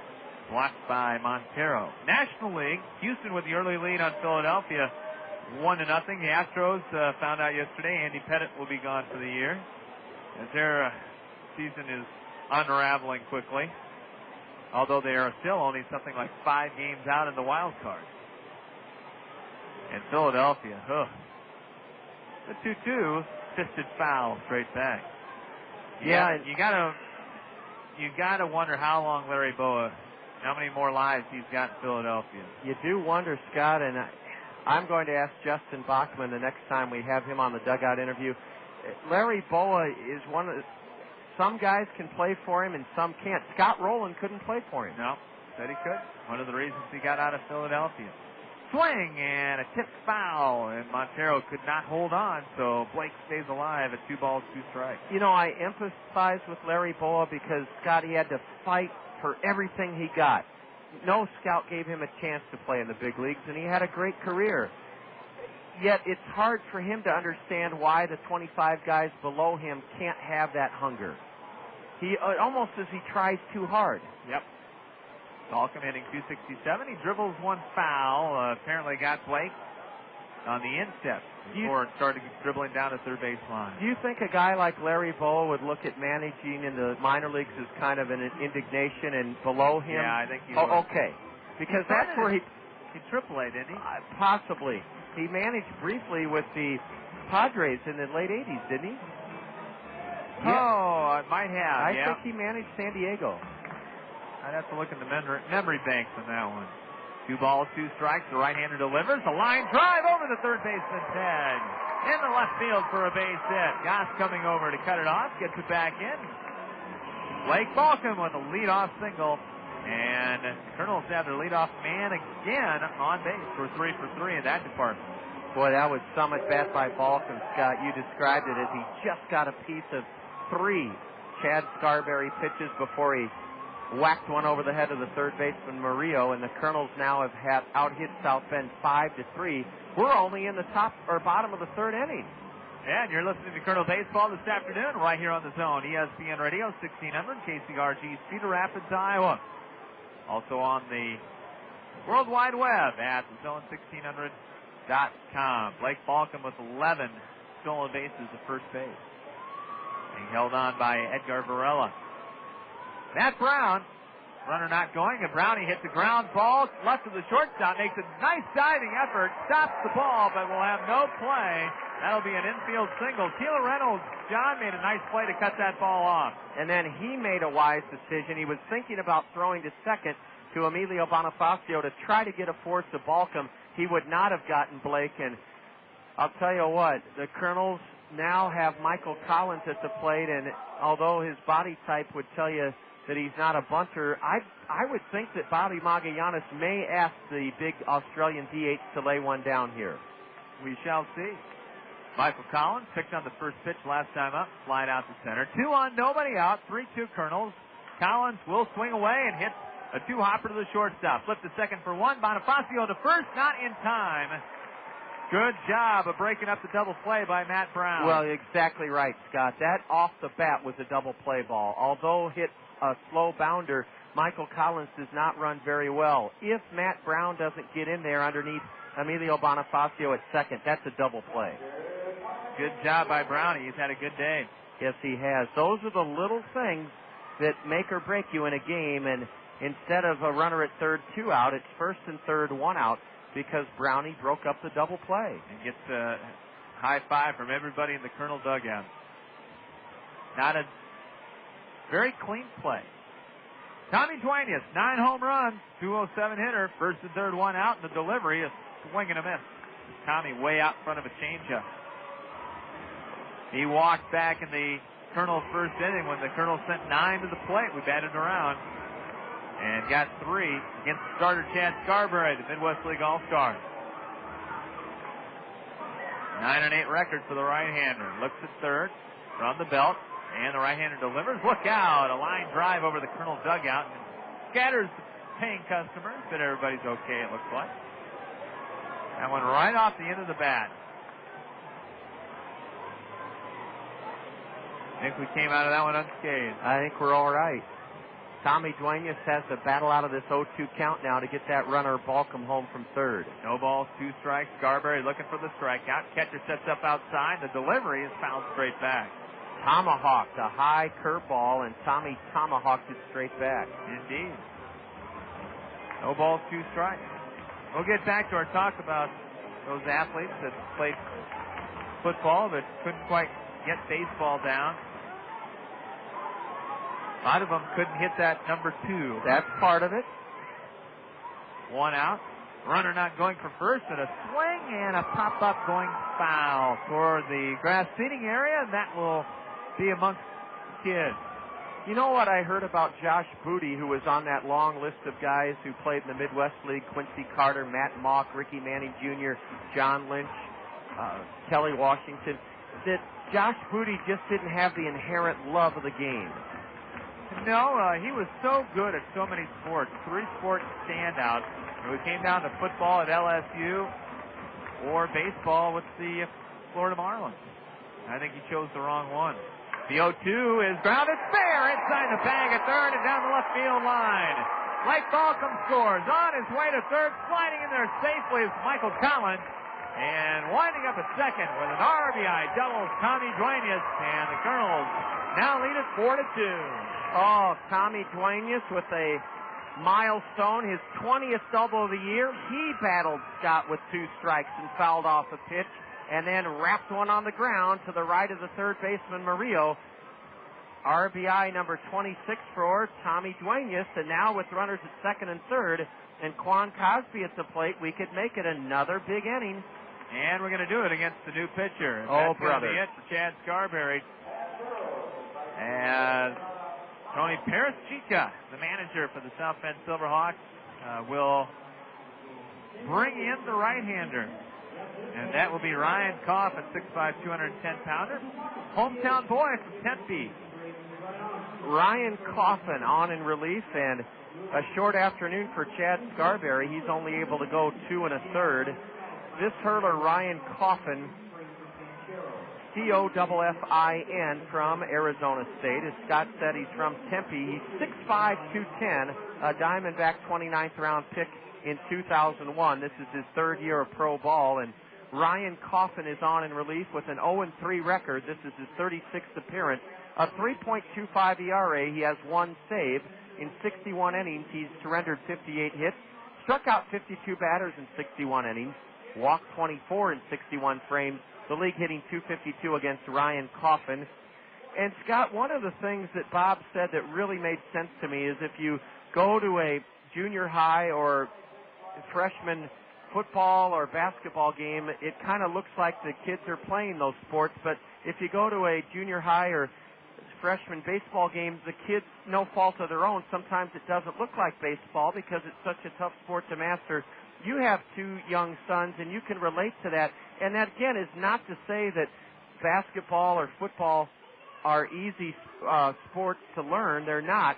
But what Bob was saying is that the 5 tools, you can't hide one of the 5 tools if you're a professional baseball player. In other words, you have to do almost everything well, or at least 3 out of the 5 pretty well to succeed.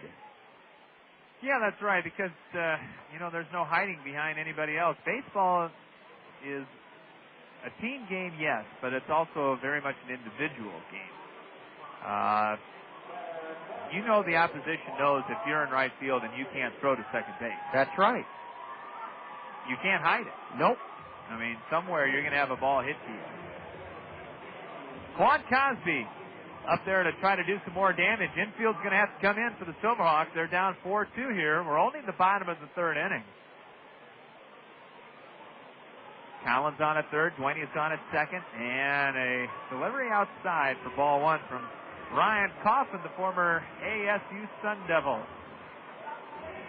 Quan slide to left to end things in the 1st. 4-2 Kernels. 1 out.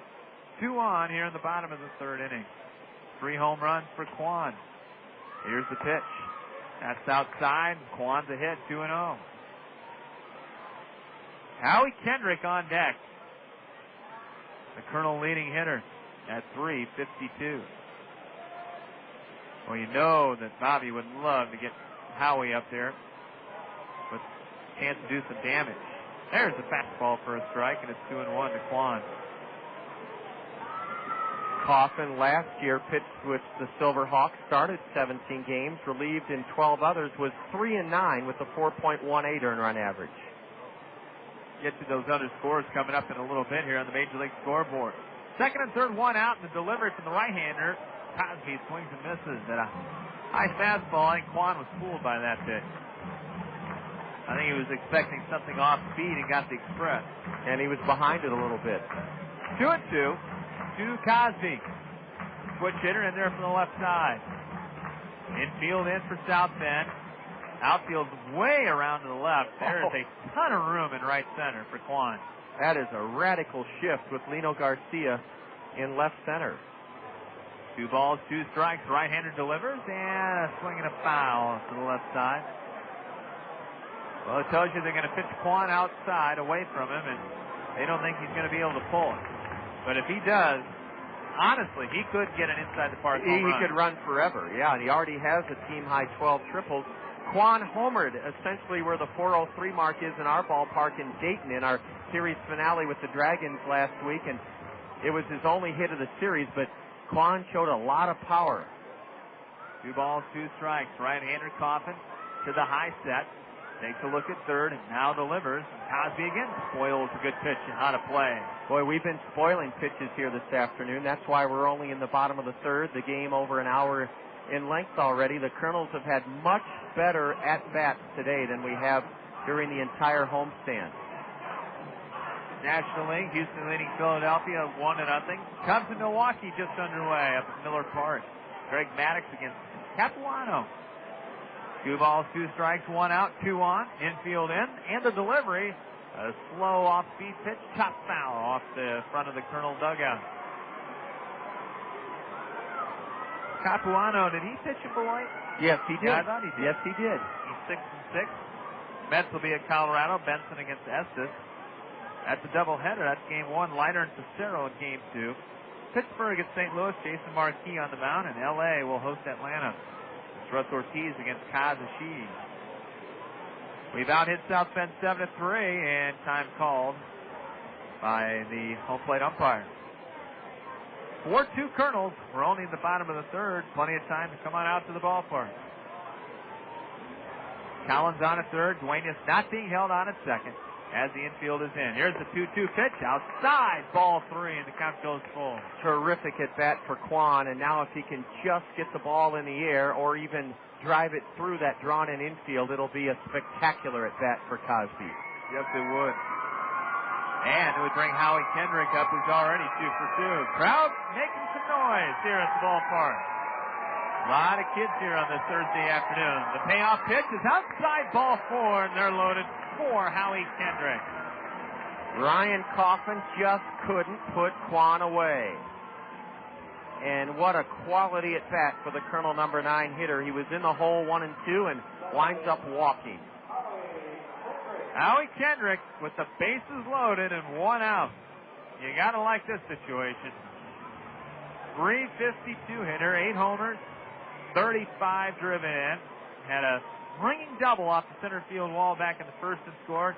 And a single to left. It picks on the first pitch and hits one high to left. Coming in a few steps, make that to right is Cook. Here comes the throw. Runner coming down the line. He is safe. Ball tipped in the air, and now the Colonel's Kendrick heads off for second. Going to third now is Duenas, as he had to take off, and now he's in a rundown, and he's tagged out by the third baseman. Howie got a little greedy right there, John, and thought Tommy was going to head to third. He never took off, and the run will count as it's now 5-2. And a sacrifice fly by Kendrick scored Collins. The throw home by Cook was right on line, but late. And then essentially, Scott, it turned into a double play because it went 9-2-5 for the out at second of Tommy Duenas. Colonels pick up a pair of runs, though. They do it on 3 hits, no errors, and the Colonels leave 1 aboard. After 3, it's Cedar Rapids 5, South Bend 2, and this is Colonel Baseball here on the Zone. When searching for a professional logistics team of experts to handle your warehousing operations, look to Worley Warehousing. Worley Warehousing will help you achieve greater efficiencies by providing superior warehouse facilities, technological advancements, and expert professionals. By focusing on technological innovations and keen foresight, Worley Warehousing has grown into one of our nation's leading warehousing operations. Worley Warehousing, your single source for all of your warehousing and distribution needs. Knowing who you are is important. At Kirkwood Community College, we know who we are. We are accessibility. We are quality. We are opportunity. We are community. Who are you? We can help you learn. Kirkwood.edu. What is ESPN Radio? It's not that hard. You're a sports fan? This is the sports station. It's ESPN. That means sports. The games, the experts, the analysis, the scores, the highlights, the people who know their stuff. It's good conversation. It's ESPN. It's radio. You know, the box that all the sounds come out of. At your home, in your car, where you work, even in your computer. It's everywhere you go. It's radio. It's ESPN. It's ESPN Radio.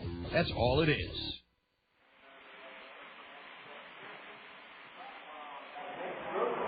Back at Veterans Memorial Stadium, Scott Udess, John Rogers. 5-2. Colonels lead it here over the South Bend Silverhawks.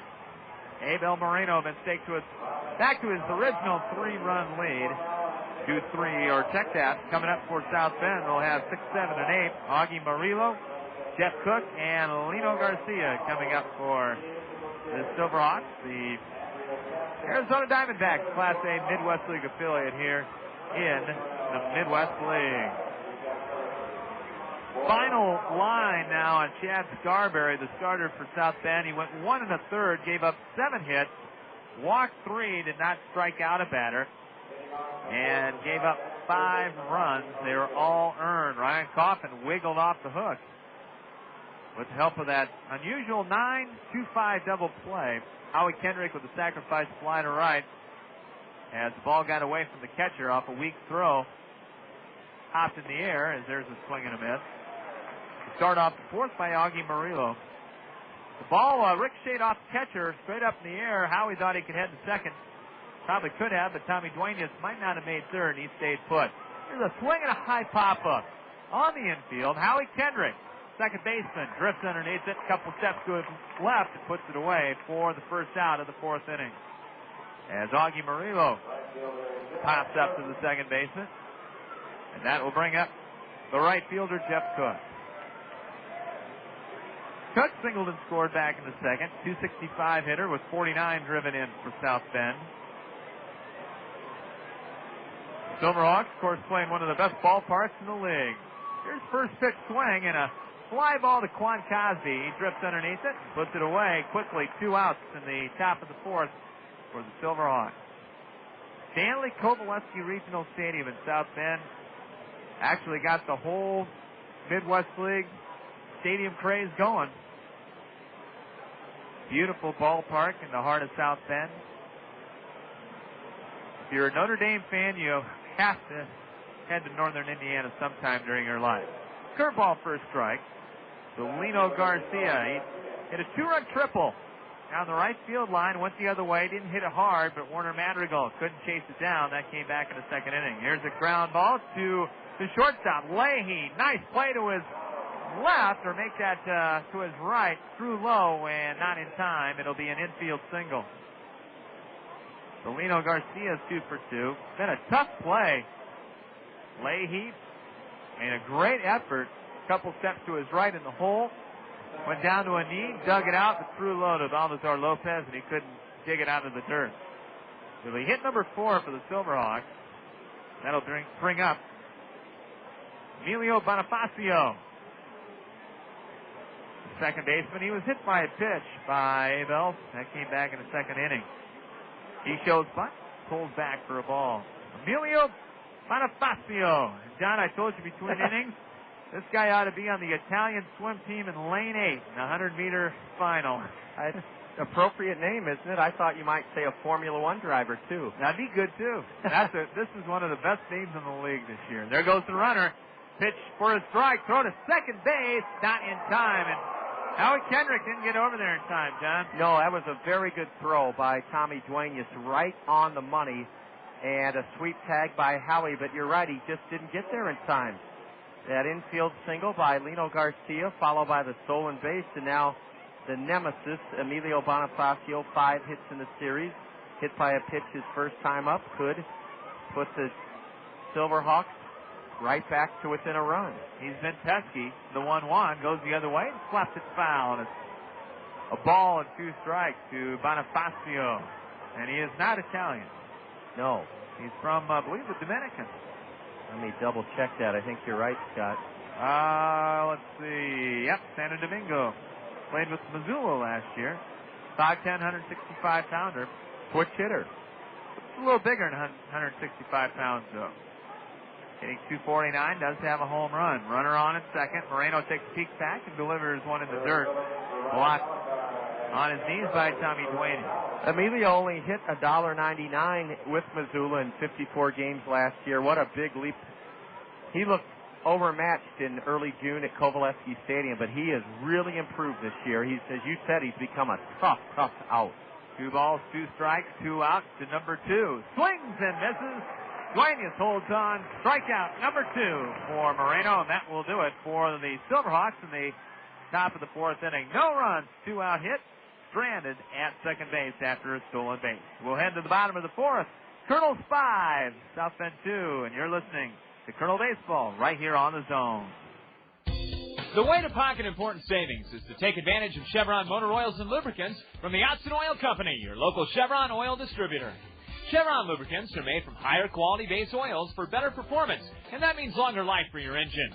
Contact the Otson Oil Company in Cedar Rapids for details on how you can save time and money with Chevron lubricants. The Otson Oil Company, serving Iowa with quality lubricants since 1933. Visit Otson Oil Company at www.otson.com.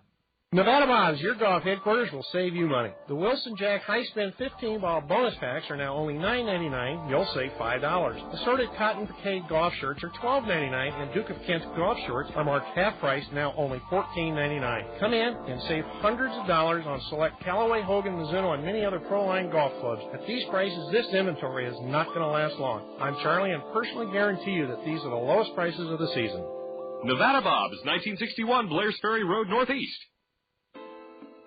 When it comes to insurance and financial services, think smart. Think about Farm Bureau Financial Services. For auto, home, life, farm and ranch, retirement funding, and business protection, call Ted Crow in Cedar Rapids. More products, more services, more of your needs met.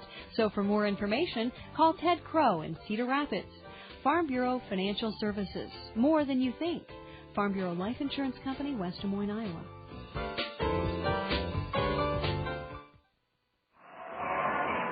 We head to the bottom of the fourth. 5-2 Kernels, 5-7-0 for Cedar Rapids, 2-4-0 for South Bend.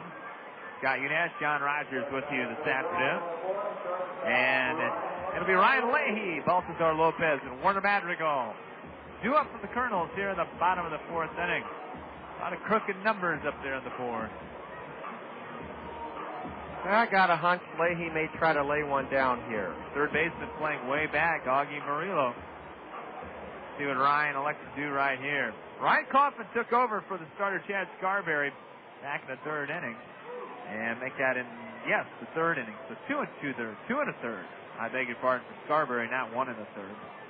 And the first pitch for a strike to the knee. Quickly, the right-hander delivers. Leahy goes the other way. Hits one down the right field line and drifting foul into the first row of the Papa John's Plaza. First baseman Edgar Varela gave it a chase. Scott, I've been listening to your interesting coaches' corners from High V about the upcoming football season, and I can't imagine the young guys and the coaches being more pleased with this August weather to start the season. Well, yes and no. Okay. Here's the 0-2. Curve is a high. Let me guess, they're afraid the worst is coming. Well, yes, but they'd like to get some conditioning going, and they've all commented on the fact that guys can't, they're having a tougher time breaking a sweat. Are you kidding? Yeah, that makes sense. You know, when you condition, you'd like to have it about, 82 degrees, something like that, and it just takes a little bit longer to do that. So, see what happens. Probably 90 degrees in October is what's going to happen. Indian summer. 2 balls, 2 strikes. Right-hander delivers, and the pitch down low, and it goes full to the Colonel shortstop, Ryan Leahy. 1 for 2. Single to right, and Leahy has scored a run. The payoff delivery from Coffin. Up high, ball 4. All 4 innings, John. Leadoff man's been aboard. Boy, and that's another part of the game we've really struggled with on this homestand is getting that first man on. And you're right, Scott, a perfect 4 for 4. And, Scott, no Colonel has fanned yet this afternoon. Yep. That's a good sign. That'll bring up Balthazar Lopez. Lopez in there from the left side. Swings and fouls it straight back into the net. Leahy on at first with a leadoff walk. As we bring you Colonel Baseball this afternoon on a gorgeous, sunny Thursday afternoon. We are the only afternoon game in the Midwest League. The 0-1. Runner doesn't go, and again, deja vu. Swinging a foul straight back by Lopez. That was a high fastball Coffin got away with. Elsewhere tonight, Kane County will be at Battle Creek. Doubleheader in Clinton. They got whitewashed last night. Burlington will be at Clinton. A short commute there. Lopez at 299, and a fastball is upstairs for ball 1. 1 and 2. We'll be on our longest road trip of the year. 4 in Lansing starting Saturday night, 4 in Clinton, and 4 in Fort Wayne. 12 games. So you got to come back for the commuter. That's right. That's right. Odd. Very odd. Leahy being held on, not going, and Lopez loops one into short left field. That one's going to fall for a base hit. Right in front of Mike Goss and behind Keela Reynolds. So the first 2 were aboard. Balthazar John went the other way. Didn't hit it real hard, but he got that Texas leaguer to fall. That's all it was. He put it in play and jumped it over the head of Augie Murillo, the third baseman, who didn't even break back on it. Mike Goss was helpless as he came rushing in from left. It fell at his feet, and let's see if Warner Madrigal, I know this sounds strange, but he may be called upon to bunt. You love that bunting. I do. I have to admit. You got that small ball going. I'm diametrically opposed to Earl Weaver, who despised the bunt. He thought you get... And Madrigal is bunting. Bunts it right back to the pitcher. He's going to go to third, throws it away. Lally pops it down into the bullpen. Leahy will score. Rounding third and being sent home. And scoring is Balthazar Lopez. As the Colonels get 2 gift runs on a horrible throw from the pitcher, Ryan Coffin. Scott, we've seen one of our pitchers do it earlier in the year. He had an easy force at third. Madrigal will be, I believe, credited with the sacrifice. We'll have to wait and see. He reaches on a 2-run throwing error by the pitcher, and you called it exactly. He lollipopped it.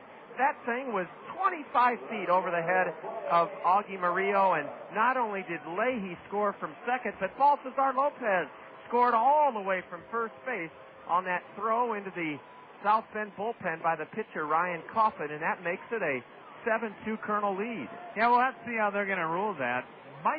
Since they made a play on the runner at third, it might be a fielder's choice in an error, so we'll have to wait and see.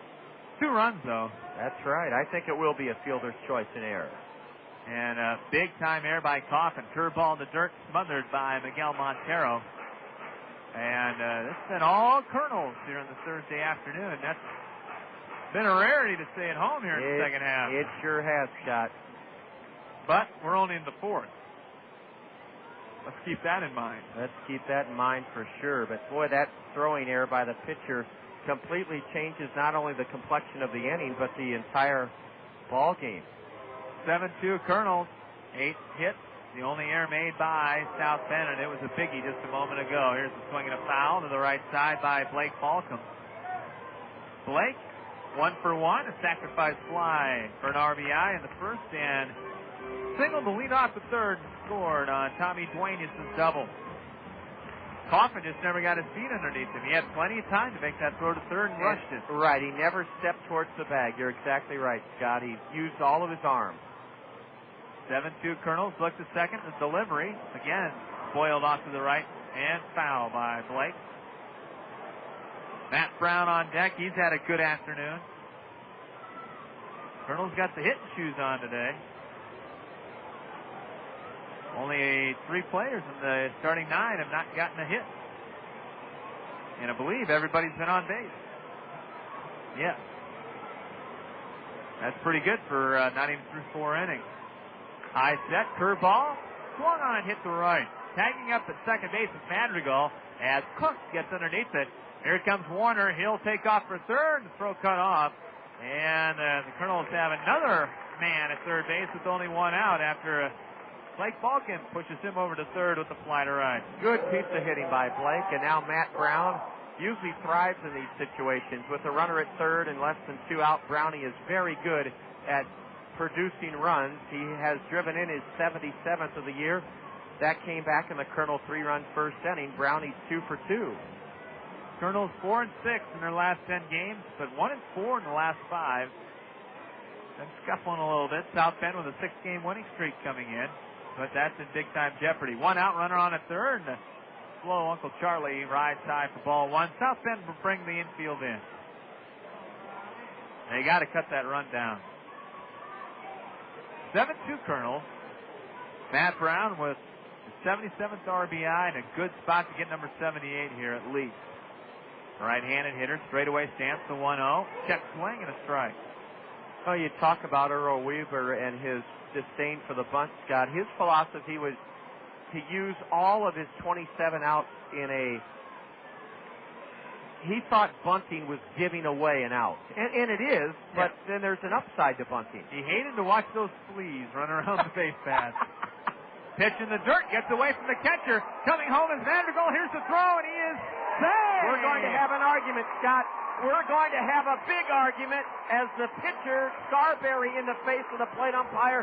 So Tony Perez-Chica. They claim that Madrigal never got to home plate, that the club, and I think the Silverhawks may be justified. It looked like it looked like Ryan Coffin blocked the plate with his glove. Yeah, I think he did, and I think Tony Perez-Chica's got a pretty good argument, but he's not going to win it. No, and the plate umpire was to the right of home plate. He had a good look at it. I honestly thought that Ryan Coffin sealed off the plate with his glove and that Madrigal's spikes or shoes never touched home plate. But Timothy Dobbs. Oh, and now the pitcher's just been given the heave-ho. Oh, boy. Ryan Coffin, you're right, Scott, said something to the base umpire who had nothing to do with that play at the plate. Yeah, now that's just silly. It was all over with. Everybody was returning back, and, Coffin's upset. But, and we're seeing that more and more. And I'm not going to get on the umpires or anything like that, John. But everything's over. And we've seen this a lot of times in the major leagues this year. Yeah, there's still going to be frustration out there. And he wasn't yelling at the umpire He couldn't so have much. been, because that umpire... wasn't his call. No, Darren Badon did not make the call. He might have said something like that call was bleep, but that isn't grounds to get out of the game, No. is it? Well, we're going to have a lengthy delay as a right-hander who appears to be coming on out of the South Bend bullpen, or out of their dugout. Mark Rosen will have all the time he needs, Scott, to loosen up. It's 8-2 Kernels. The wild pitch it went to the right of the dirt batting circle. Credit Miguel Montero for jumping on it, pouncing on it. His throw home was perfect, and without having the advantage of Timothy Dobbs' field level, 10 feet away line of sight, it honestly looked like from up here that Ryan Coffin did prevent Madrigal from touching home plate, and that's why the Silverhawks argued so vehemently. He was not in position. The umpire was not in the right position. Okay, where should he have been? Well, like you said, he was to the right, and he was blocked out by the pitcher in this situation. Okay. Or no, the catcher. Yeah, it was the pitcher. Yep, the Coffin. pitcher covered. And could not see that Coffin actually blocked the plate. Yeah, Ryan Coffin sealed that plate off. He was even pointing to his right forearm where Madrigal may have spiked him, Scott. Did you see him pointing to his forearm?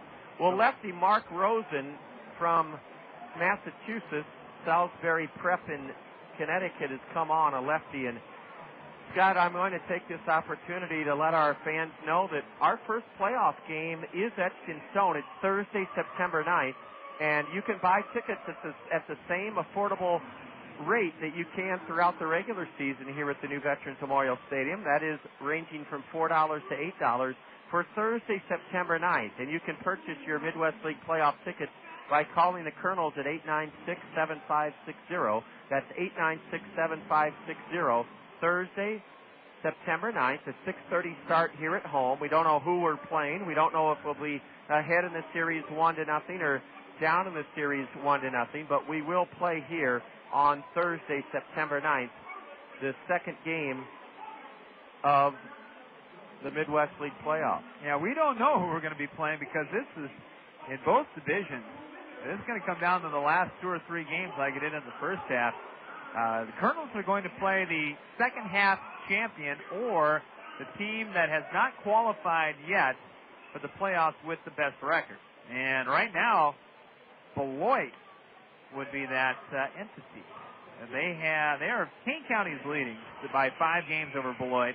Clinton's 5.5 back. Well, check that. Mike's got this all. Let's start again. Okay. Beloit and Peoria are 5 out. They're both 5 out. Clinton is 5.5 out. Quad Cities is 6 out. It's going to be 2 of those 4 teams. And like you said, there's no way of telling with less than 3 weeks to go in the regular season, Scott. Although Burlington and Wisconsin are not completely out of it. They're not out of it either. So we could play Beloit, we could play Clinton, we could play Quad City, we could play Peoria. So who knows? I know you'd enjoy that, another trip to Appleton. Oh, yeah. It'd be the fourth of the year.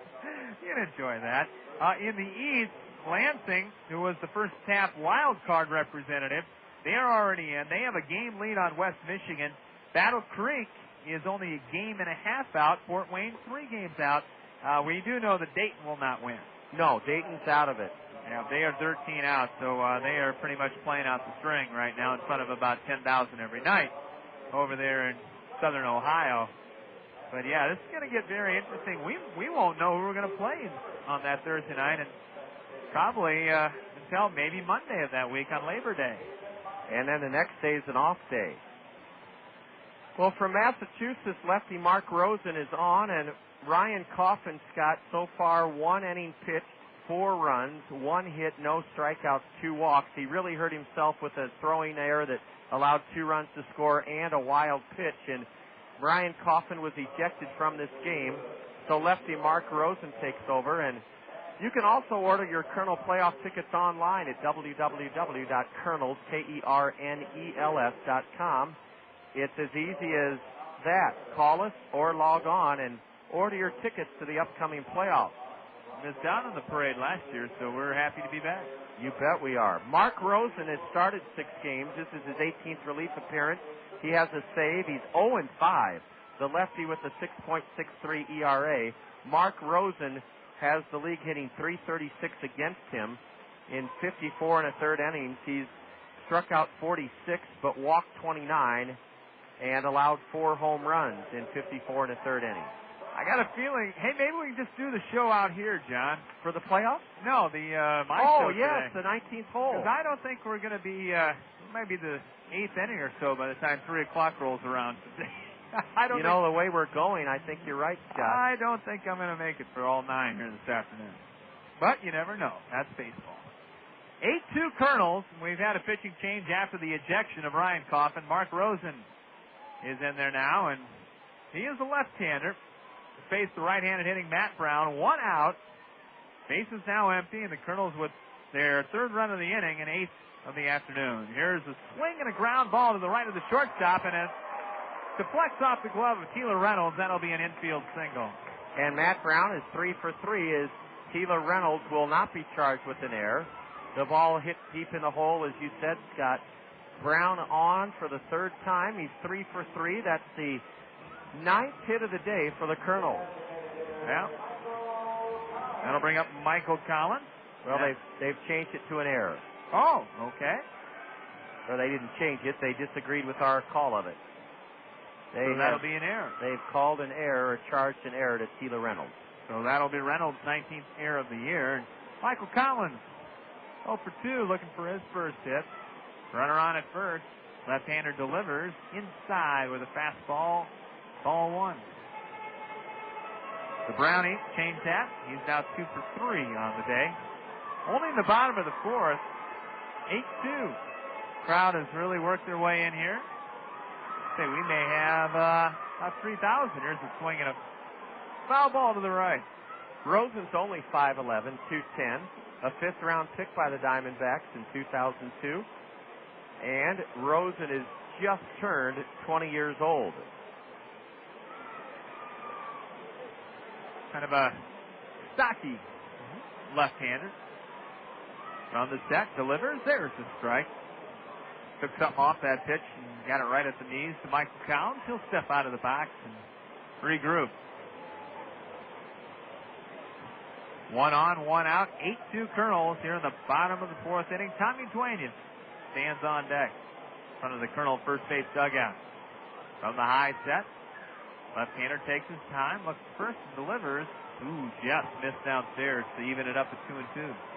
This innings lasted so long with the ejection of Ryan Coffin that Abe Marino is on his feet doing some light toss in the Kernel right field bullpen.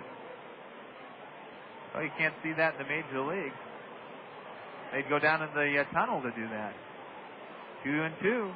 The pitch and a line drive to right field for a base hit.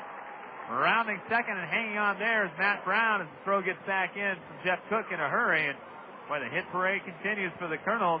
Michael Collins now with his first safety of the afternoon. Everybody has a hit for the Kernels with the exception, and we're only in the 4th inning, as you said, Scott. Warner Madrigal is the only Kernel, and Quan Cosby. Yep. That's right.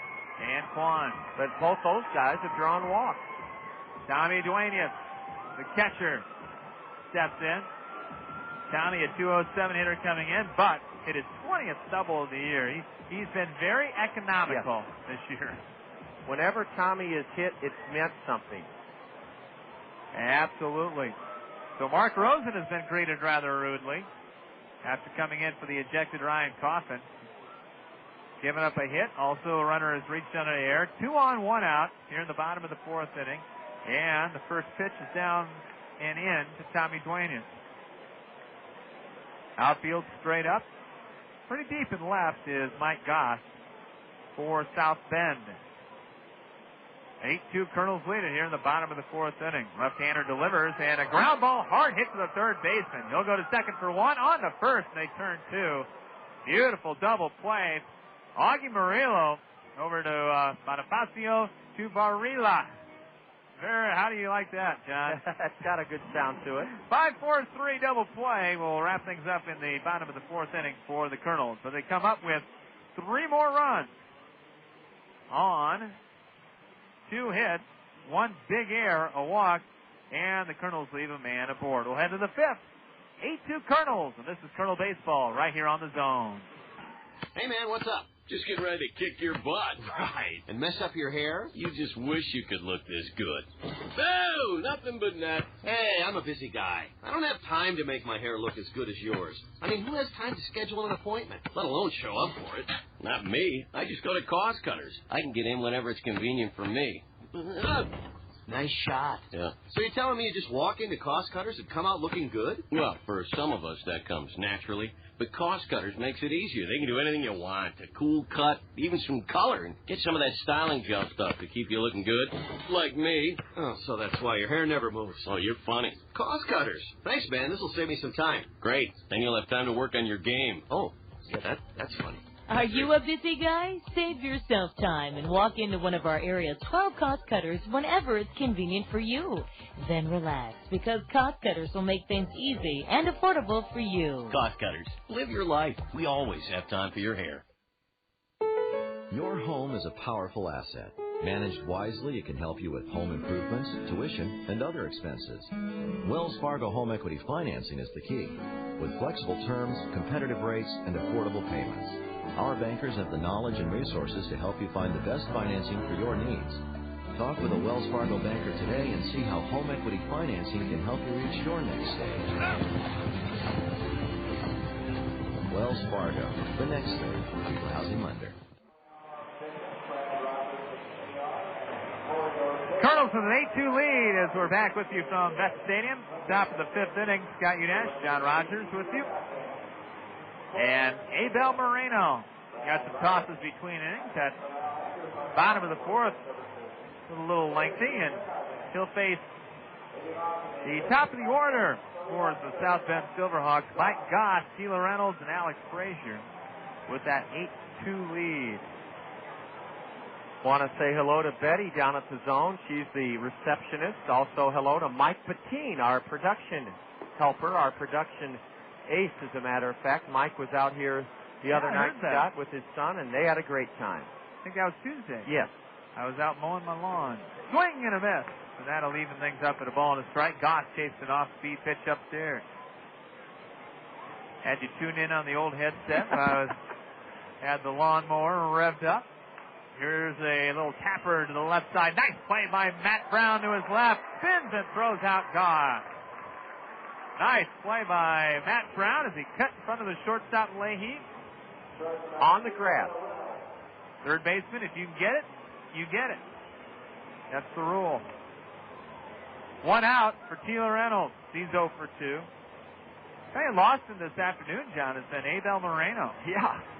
Since that rocky second inning, he's sailed right along, yes, hasn't he? He has. And he did not give up a whole lot of hard hit balls in the second. Not at all. Just one of any significance. There's a hard hit shot right up the gut for a base hit. That one almost undressed Abel. And that will be hit number 5 for South Bend.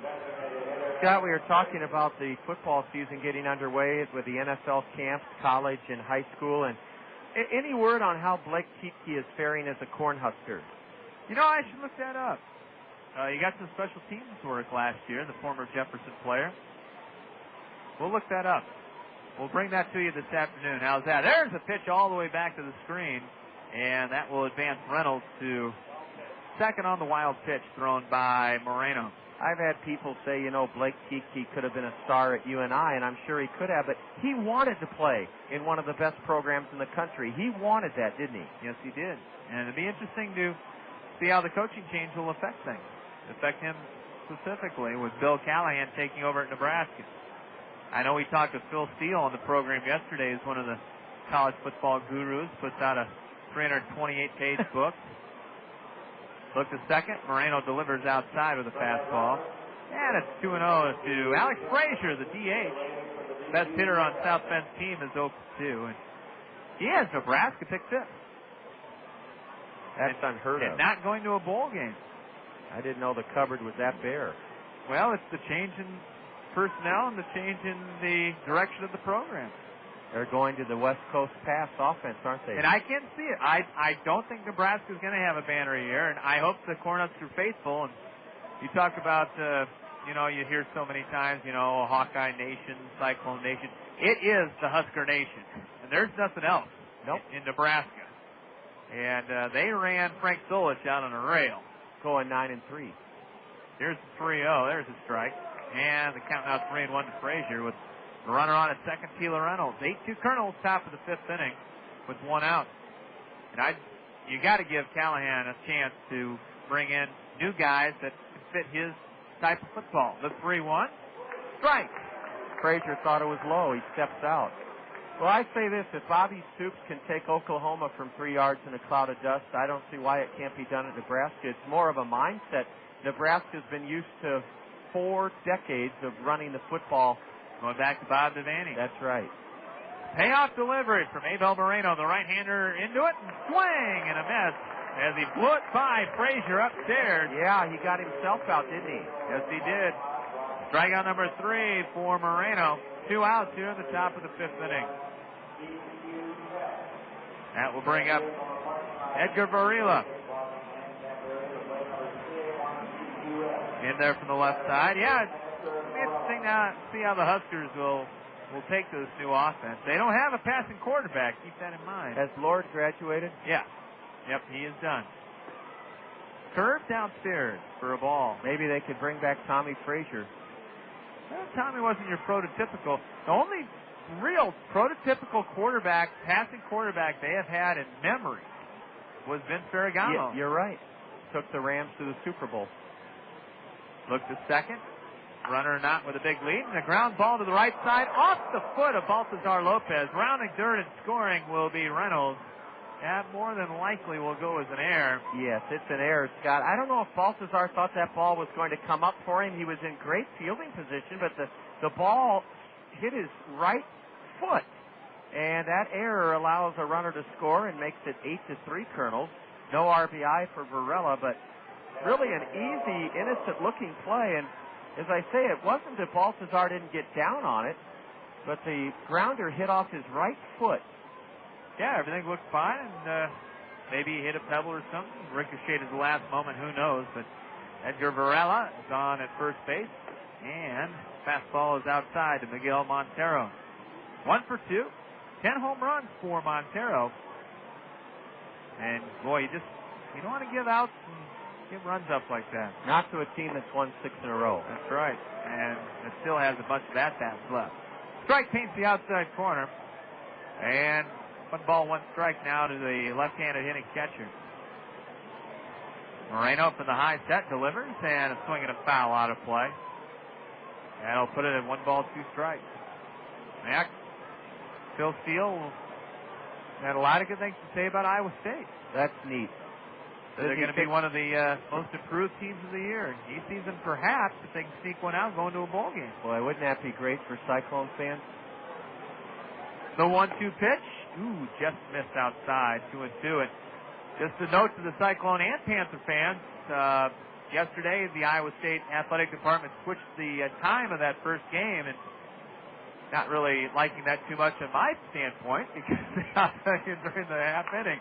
Here's a little number to second. Kendrick comes up on it, throws out Montero. 4-3 on the out, and that will do it here in the top of the fifth inning for the Silverhawks. They come up with 1 run on 1 hit, 1 error, and they leave a man on. They've left 5 on now through 5 at-bats. We'll head to the bottom of the fifth. It's Kernels 8, South Bend 3, and this is Kernel Baseball right here on the Zone.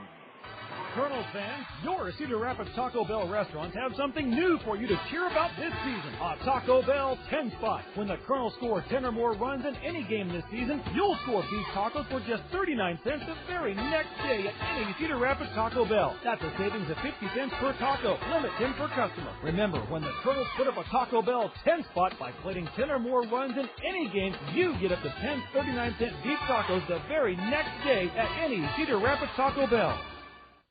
At Zimmerman's, we believe that the voice of the customer speaks the loudest. Let's hear what our customers have to say. We chose Zimmerman because our family has been buying cars. I guess we're probably the 3rd generation to buy cars here at Zimmerman. My family's bought 18 cars at Zimmerman's. 18. I ought to get a little bonus or something, wouldn't it? We build our reputation on one satisfied customer at a time. On behalf of everyone at Zimmerman's, I want to thank you for your business. When it comes to fun in the new Veterans Memorial Stadium, nothing compares to the Westdale Mall Mix 96.5 FM Home Run Hot Tub. As you bask in the soothing comfort of the Westdale Mall Mix 96.5 FM Home Run Hot Tub, you'll be taking in the action from a breathtaking perch just above the left field wall. Register for your chance to be drawn as the winner of the Westdale Mall Mix 96.5 FM Home Run Hot Tub by visiting Westdale Mall. Well, the big crowd having fun on this Thursday afternoon as we head to the bottom of the fifth inning. 8-3 Kernels. That's part of the reason why they're having fun this afternoon. The other is the weather. Miller Mezzanine is just about filled to the rafters. Papa John's Plaza about half full. A lot of folks out in the Randy Keel Hopkins Pavilion. And yeah, we may have about 3,000 here this afternoon, John. I think so, Scott, on this beautiful Thursday afternoon. Remember, we wrap up the 7-game homestand tomorrow evening, a 7 o'clock start, and everyone who comes to the game will receive a coupon for a free slice of pie from Cedar Rapids and Marion Hy-Vees. 4 lucky Kernel fans will drive away with a used car from Pat McGrath's Chevyland, and hot dogs are only at $2 tomorrow night. Quan's the only Kernel, well, one of 2 Kernels without a hit, as we lead at 8-3 as we head to the bottom of the fifth inning. 0 for 1 officially, a walk and a fly out to left field. The 247 hitting switch hitter, he'll bat from the right side for the first time against the left-hander Mark Rosen, and takes one outside for ball 1. Before we had to go here, John, I wanted to mention the fact that we brought this up a couple times, but always the runs got in the way. There's a swing and a foul straight back. I know you, Bob, were talking about those great athletes. Another reason why I contend that Bo Jackson is the best athlete of our time is just because of that fact, the way he played football and the way he played baseball. And Bob threw in track. Yeah. Oh, great track runner back in his day. There's a slider inside, and it's 2-1 now to Quan. You remember, Scott, that play where he literally ran like Spider-Man? It was in the All-Star game. Okay. At Anaheim. Okay. He climbed the wall with his feet. You talk about athleticism. Oh. The 2-1, and that's hit hard in the left field for a base hit. So they'll get Warner up here and get him on the base pass. First hit for Quan. Quan batting right-handed against the lefty Rosen, and he did hit it hard to the left of the third baseman, and that is the 10th hit of the afternoon for the Kernels. Yeah, Bo Jackson made that play in the All-Star game look routine. He was... he was not completely parallel to the ground, but he was at almost a 45-degree angle when he climbed that right center field fence at the Big A in Anaheim, as it was called then. Howie Kendrick takes a look at a strike. And then he was tackled out of bounds, turning the corner on a sweep, and really wrecked his hip. A hip injury that never healed. Came back and even played baseball again. Played it fairly well with the White Sox. Yes, he did. I've got another Bo Jackson memory. The 0-1, way outside, snap throw to first, and Quan back in.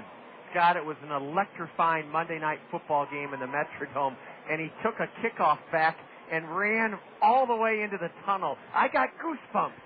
Remember that play? Yes, I do. Was it a punt or a kickoff?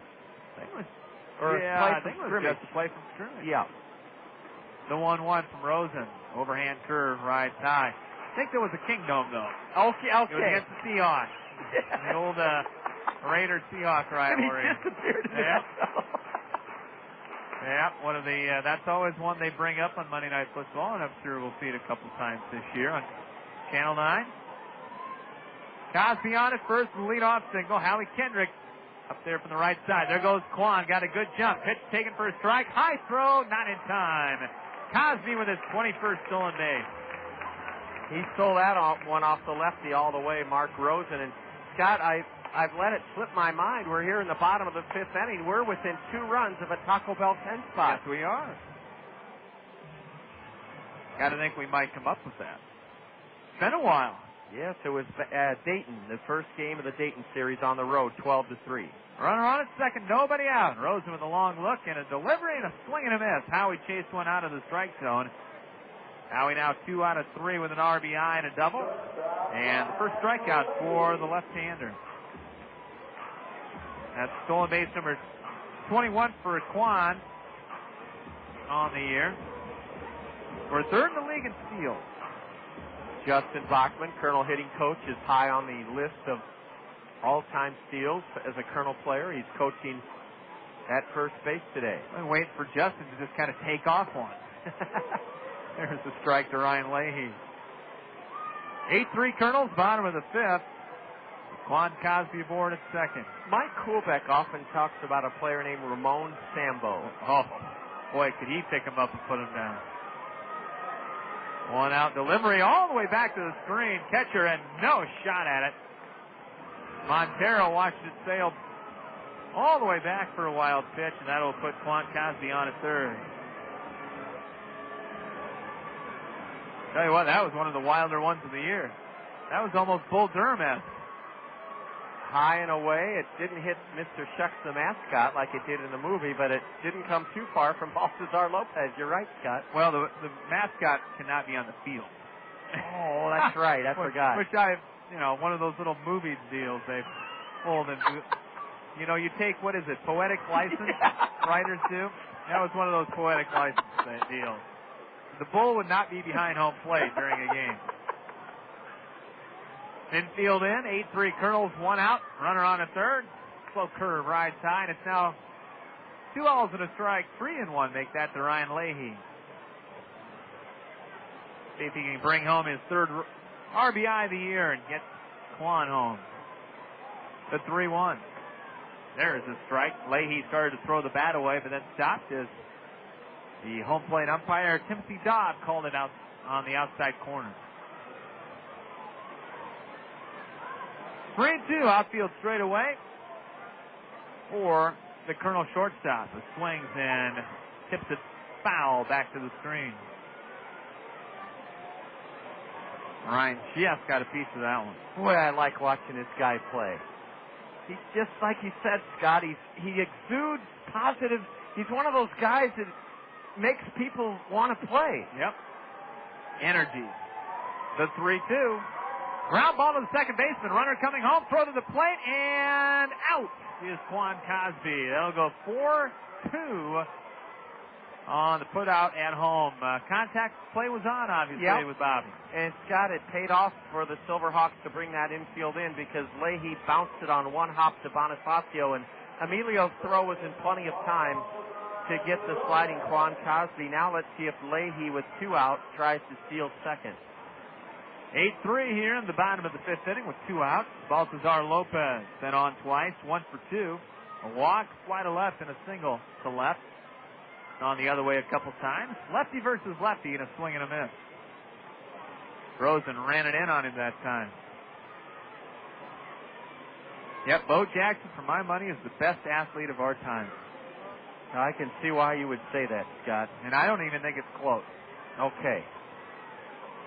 No balls, 1 strike. Long look to first by Rosen and the delivery. And Lopez goes the other way. Hits one down the left field line. Twisting foul on the tarp.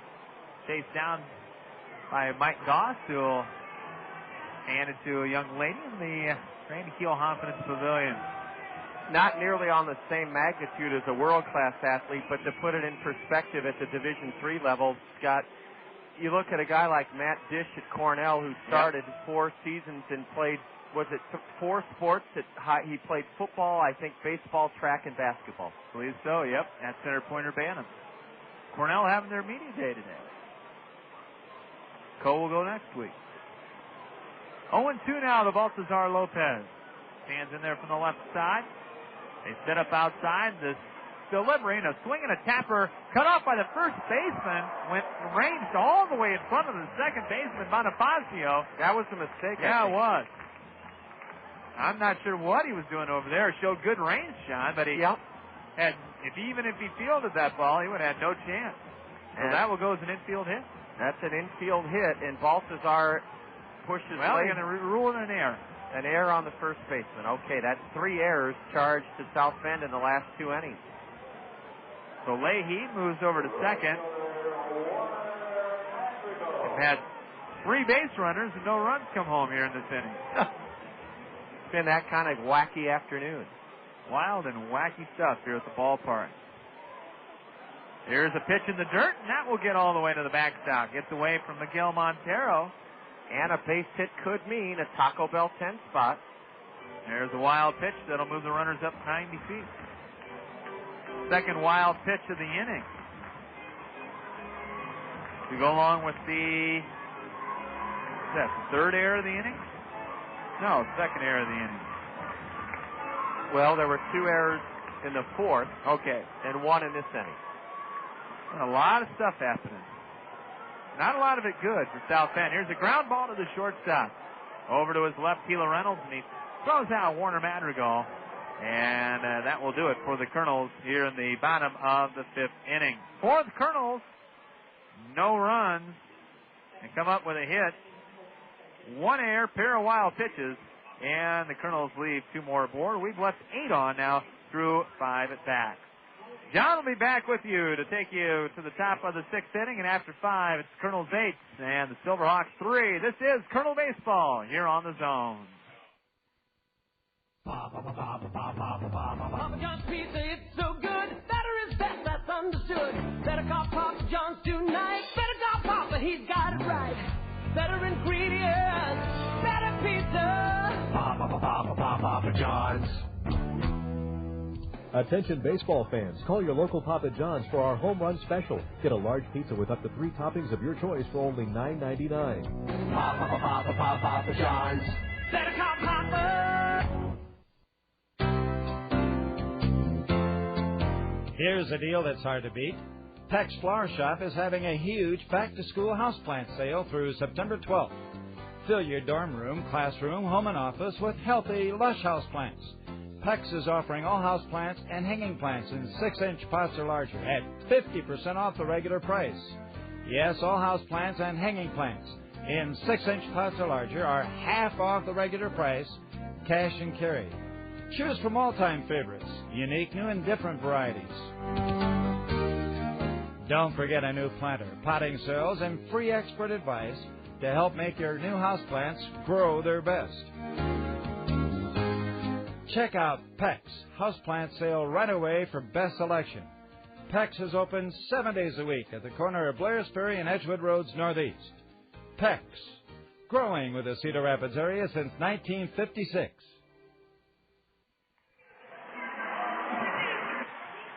With Scott Unash, John Rogers back at the new Veterans Memorial Stadium. 8 runs, 11 hits, 1 error for the Kernels. 3 runs, 5 hits, 2 errors. If you're scoring at home with us, they've credited Baltazar Lopez with an infield single in that Kernel 5th inning. Thus, Lopez has 2 hits in this game, and subtract an error that we had charged to South Bend. No error charged to their first baseman, Edgar Varela. Top of the 6th inning, Scott and I will have a Springhouse Family Restaurant baseball trivia question for you. But first, Scott, we have a fresh batch of scores. State Farm Major League Scoreboard, brought to you by State Farm Insurance agents Gary Schubat, Lanny Peterson, Dale Thompson, and Al Shuttler. American League, 1 game going on. Our parent club, the Anaheim Angels, scoreless with Tampa Bay in the top of the 3rd inning. John Lackey on the mound. So far, he's only given up 1 hit, and it's a 0-0 ball game.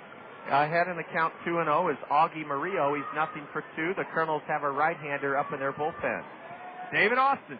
The 2-0 is bounced to short. Sharply, Ryan Leahy comes straight over the top for the out. 6-3 goes down. Augie Murillo 1 away here in the top of the 6th inning. Take a look at the National League. Philadelphia's come back now to lead Houston 7-3. Jim Thome with his 36th dinger of the year for Philadelphia. And the Cubs in Milwaukee are underway. It's 4-4 in the bottom of the 2nd inning. Slugfest starting to develop. Derek Lee is at his 26th. Jeff Jenkins his 19th in that one. Greg Maddox gave up 4 in the first. Do you think he'll still win 15 this year? What's he got right now, 11? 11 or 12. I'm not sure. I think he will. Swinging a foul straight back here by Jeff Cook. Almost made it, climbed over the net into the booth. Heard you had a close one last night. Right up here, Scott. I heard it on the on the car. And Bud. It was pretty loud, wasn't it? Crowd mic picked her up nicely. The 1-1 to the left-handed batter. High, a fastball, and David Austin continues to toss in the Colonel bullpen, and Scott Unash continues to look at the State Farm Major League scoreboard. Rest of the games are tonight. A deep drive hooking into the right field corner, foul for strike two. In the American League, it'll be Detroit at Chicago to take on the Sox. The Yankees will be in Minnesota. Seattle at Kansas City. National League tonight, or one game later this afternoon, we should mention as well.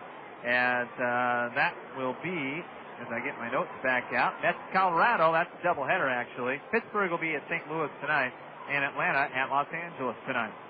Marino's next pitch is whacked foul into the screen.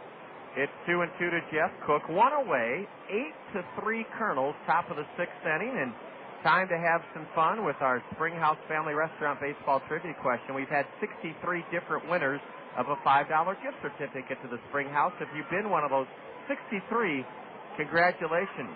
A drive into center. Quan does not have to move, but 2 steps to his right to one-handed. Jeff Cook lines to center. 2 gone in the sixth inning. Abel Marino shooting for his 9th win. If you've been one of our 63 previous winners of a $5 gift certificate to the Springhouse, please don't call in this afternoon, but certainly play along wherever you are listening here on the Zone. Tomorrow, featured at the Springhouse, steamed cod. All day, steamed cod at the Springhouse. A drive foul hooking into the South Bend bullpen. Strike one off the bat of Lino Garcia. It looked like he was swinging through mud. He slowed his swing down, and Lino is 2 for 2 this afternoon. Since it's the Olympics in Greece and the United States does not have a baseball team in the hunt for a medal, we didn't qualify a team, we thought we'd reflect back on Olympic glory from Sydney. And Scott has our Springhouse Family Restaurant baseball trivia question. Yeah, here we go, John. Who managed the year 2000 United States Olympic baseball team to the gold medal at the Sydney, Australia Games? 896-7589. 896-7589 if you know who the manager was for the 2000 gold medal winning U.S. Olympic team. A pitch in the dirt, and that is a ball. It's 1-2 to the batter, and we're going to keep our caller on hold, Scott. I know you're able to do this on the 19th hole. And caller, whoever you are, we're going to get to you in just a moment after this top of the sixth inning, because I think we may have a winner in our Springhouse Family Restaurant baseball trivia question. Yeah, I know who it is. You do? I know the, not the caller. Oh, okay. Yeah, I'm not Karnak. Ball 2 is down and into the batter. Caller, I hope even if you're on a cell phone, I hope you can hold, because we will take your answer to the Springhouse Family Restaurant baseball trivia question after this sixth inning. South Bend batting. A high, lazy can of corn into left center. Quan Cosby is underneath it, and Quan puts it away with a two-handed grab. What a terrific last inning, I believe, of work for Abel Marino. Abel retires South Bend in order for the first time since the first inning. As we go to the bottom of the sixth inning, and a caller is on the line, and we'll take his or her answer to the Springhouse Family Restaurant baseball trivia question. After 5.5, it's the Kernels 8, South Bend 3, and you're enjoying Kernel Baseball on the Zone. Hey, Hawkeye football fans, Gary Dolphin here reminding you that tickets to the home games for the 2004 Iowa Hawkeyes are selling fast, really fast, so don't delay. Tickets are available for Iowa's throwback game against Kent State on September 4th, this year's homecoming game with Michigan State on October 2nd, and Iowa's dates with Purdue and Wisconsin in November. You can purchase your tickets over the telephone by calling 1-800-IA-HAWKS, online at HawkeyeSports.com, or in person at the Athletic Ticket Office inside Carver Hawkeye Arena, or at the Iowa City Coralville Guest Welcome Center inside Coral Ridge Mall. The Hawks also want me to remind you to join in the celebration of the 75th anniversary of Kinnick Stadium by purchasing a patch at your local Hy-Vee food store. The patch is a one-of-a-kind collectible that also offers a variety of benefits, including the opportunity to save $30 on the purchase of a pair of tickets to the throwback game. So don't delay. Purchase your Iowa football tickets and your patch today. The way to pocket important savings is to take advantage of Chevron motor oils and lubricants from the Austin Oil Company, your local Chevron oil distributor. Chevron lubricants are made from higher quality base oils for better performance, and that means longer life for your engine. Contact the Austin Oil Company in Cedar Rapids for details on how you can save time and money with Chevron lubricants. The Otson Oil Company, serving Iowa with quality lubricants since 1933.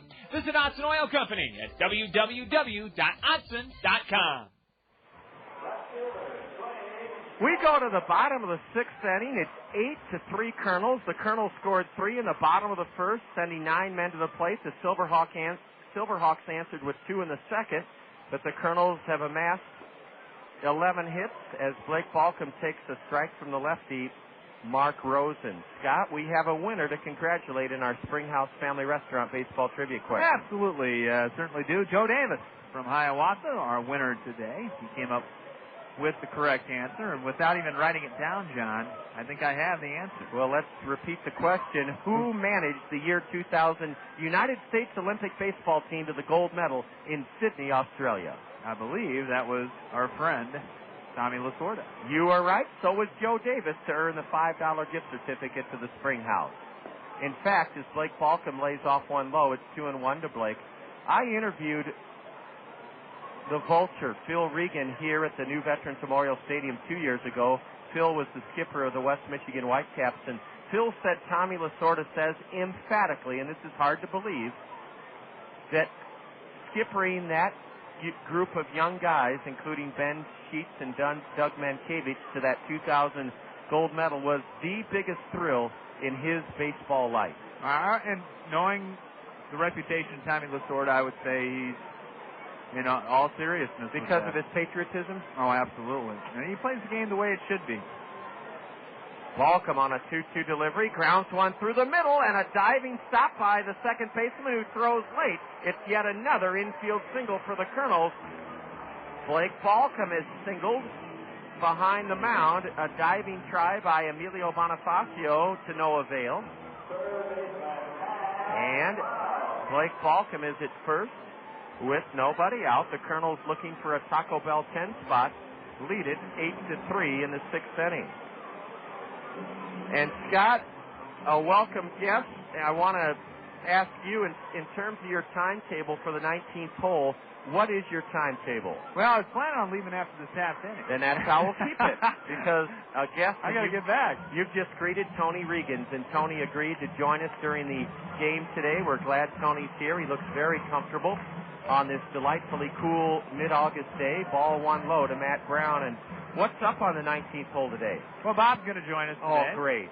So I have a feeling we may get on a little late, though.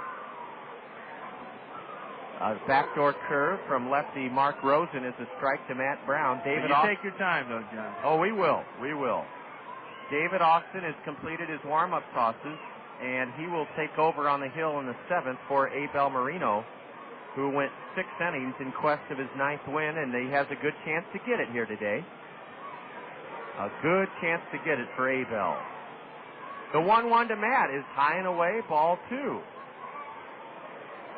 Well, Tony's happy because the Angels it's 0-0, but we're winning 8-3.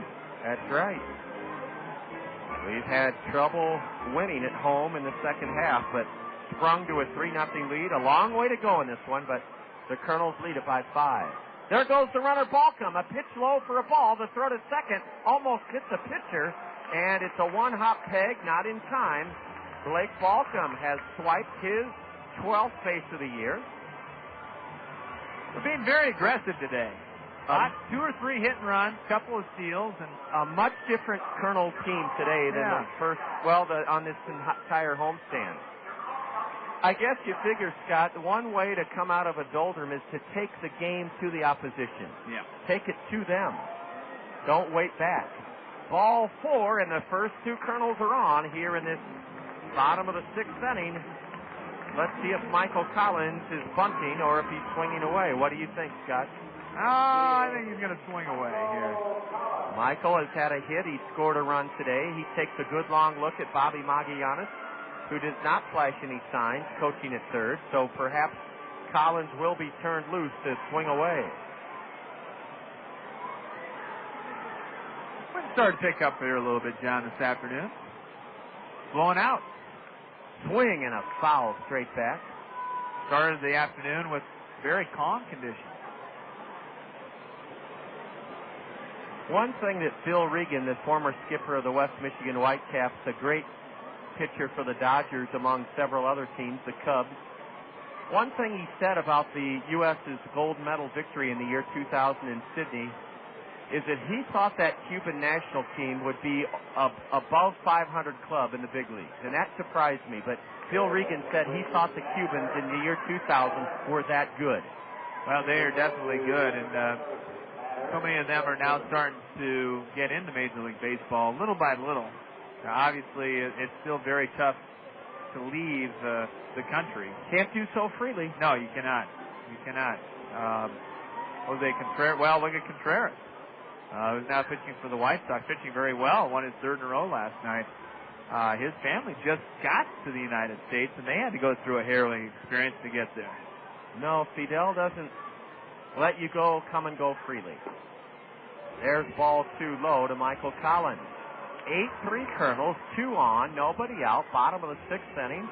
The Zone Sports Director, Iowa Sportscaster of the Year, Scott Unash, is wrapping up his time with us. He'll be heading back to the studio to get ready for this afternoon's 19th hole. Michael takes low, ball 3, and I just think the Kernels may have a real crack at a Taco Bell 10 spot here this afternoon. Got some action down in the bullpen for South Bend as well. Left-hander started to throw. And got to believe that's Doug Slayton. Boy, he's gotten up and thrown in every game in this series. But no, that's actually Daniel Mosquez. Okay. Ball 4 loads the bases, and we may have a pitching change. We may have a pitching change here in this 6th inning. Rosen's, the tank's getting a little low, I think. Yeah, his mechanics have gone down the tubes. They're going to meet on the mound. And Scott, while a pitching change, here's Jeff Pico coming out. I thought it'd be fun to have you relay our kernel of wisdom to our listeners. You may or may not remember one of many kind of ploys or stunts that Ted Turner, the flamboyant, colorful owner of the Atlanta Braves, pulled before the Braves were the superstation, before they had won 12 or 13 straight division titles. They were the dregs of the National League, and Ted Turner not only tried to manage the team for a game, but he tried another stunt. Yeah, and I do remember this. A kernel of wisdom. Yeah, back in 1976, he signed free agent pitcher Andy Messersmith. And that was the dawn of the free agent era, you got to remember. It was Messersmith and McNally. Yeah, exactly, the two mixed. And at any rate, that was also back when Ted Turner first got WTBS going. They weren't the superstation back then. It was Channel 17. It was Channel 17, so he gave Andy Messersmith Channel 17, and instead of putting his last name on the back of his Braves jersey, he put the word Channel. So, I want to give a little publicity to Channel 17 in Atlanta, good old WTBS. A ground ball, foul, would have been a Taco Bell 10 spot. Tommy Duenas narrowly missed his second double of the day, pounding one foul past third. So Messersmith went out there with a jersey that said what? Channel. And then what number? 17. What did the powers that be in the big leagues think about it? Well, the National League was that Chuck Feeney back then, the National League president? That didn't last very long. And they forced Ted to put Andy Messersmith's name in the back. A double play ball to third. Booted. Everybody's safe. It's 9-3 Kernels. A sure double play ball. Kicked at third by Augie Murillo. That's the third error of the afternoon. And the bases are loaded. 9-3 Kernels. Tommy Duenas reaches on an error by the third baseman. Scott, do you agree with me that was a sure double play ball? Oh, definitely. Could have been. It looked like the third baseman was lining up to go to second, and now we're going to have a pitching change. But, yeah, that would have more than likely been a double play. And South Bend just looks like, from the get-go today, a little flat. Very flat. I'm not sure if they got bed late last night or exactly what happened. Well, when the Kernels scored 3 in the first, we've learned the hard way on this homestand. When you fall behind 3 or 4 runs in the first inning, it changes everything in the way you approach the game. And yes, we are going to have a pitching change. The Kernels are within 1 run of a Taco Bell 10 spot. And Scott, I got a feeling the Taco Bell folks better get ready. Well, that's what I was going to say. I'm going to get my prep sheet ready because should the Kernels break through here, I've got an important couple of phone calls to make, and I'll get my sheets ready as I just have. I may actually have to turn it over to Tony here. I know you've got a show, but Scott, one more thing on that Kernel of Wisdom with Andy Messersmith. Ted Turner, remember when all the celebrations going out, 25 years of ESPN, a lot of people scoffed at Ted Turner and at ESPN because they never thought these concepts of either cable or an all-sports channel, which is ESPN, they didn't think they'd work. No, and they made kind of light of that in that brand new movie, Anchorman. One of the tryouts that the lead character, Will Ferrell, has is with ESPN as they started, and he said, "What is this? This station's never going to work." You know, what's next? An all-day cooking channel? And yes, he was right. Yeah. So little levity on that situation, but at any rate, it was a great story for baseball. Scott, listen, thank you so much for being a part of our noon broadcast. We'll look forward to the 19th hole. Maybe. This is a long game, and hopefully we'll look forward to a Taco Bell 10 spot. It's 9-3 Kernels, bases loaded, nobody out. For Quan Cosby to face lefty Daniel Mesquia. Scott, we'll look forward to listening to you on Saturday morning from High V with the Coach's Corner. And Hawkeye Downs Racing. Fan Appreciation Night tomorrow night. Yeah, that'll be out there, and we'll have that after the baseball game, and then Coach's Corner Saturday morning. So we got a lot coming up.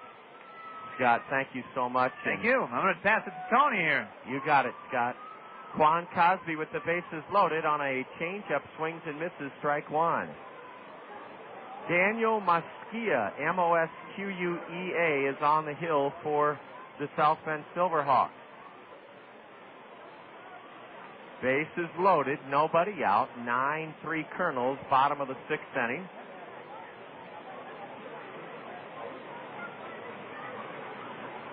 Quan swings and misses at a changeup, strike two.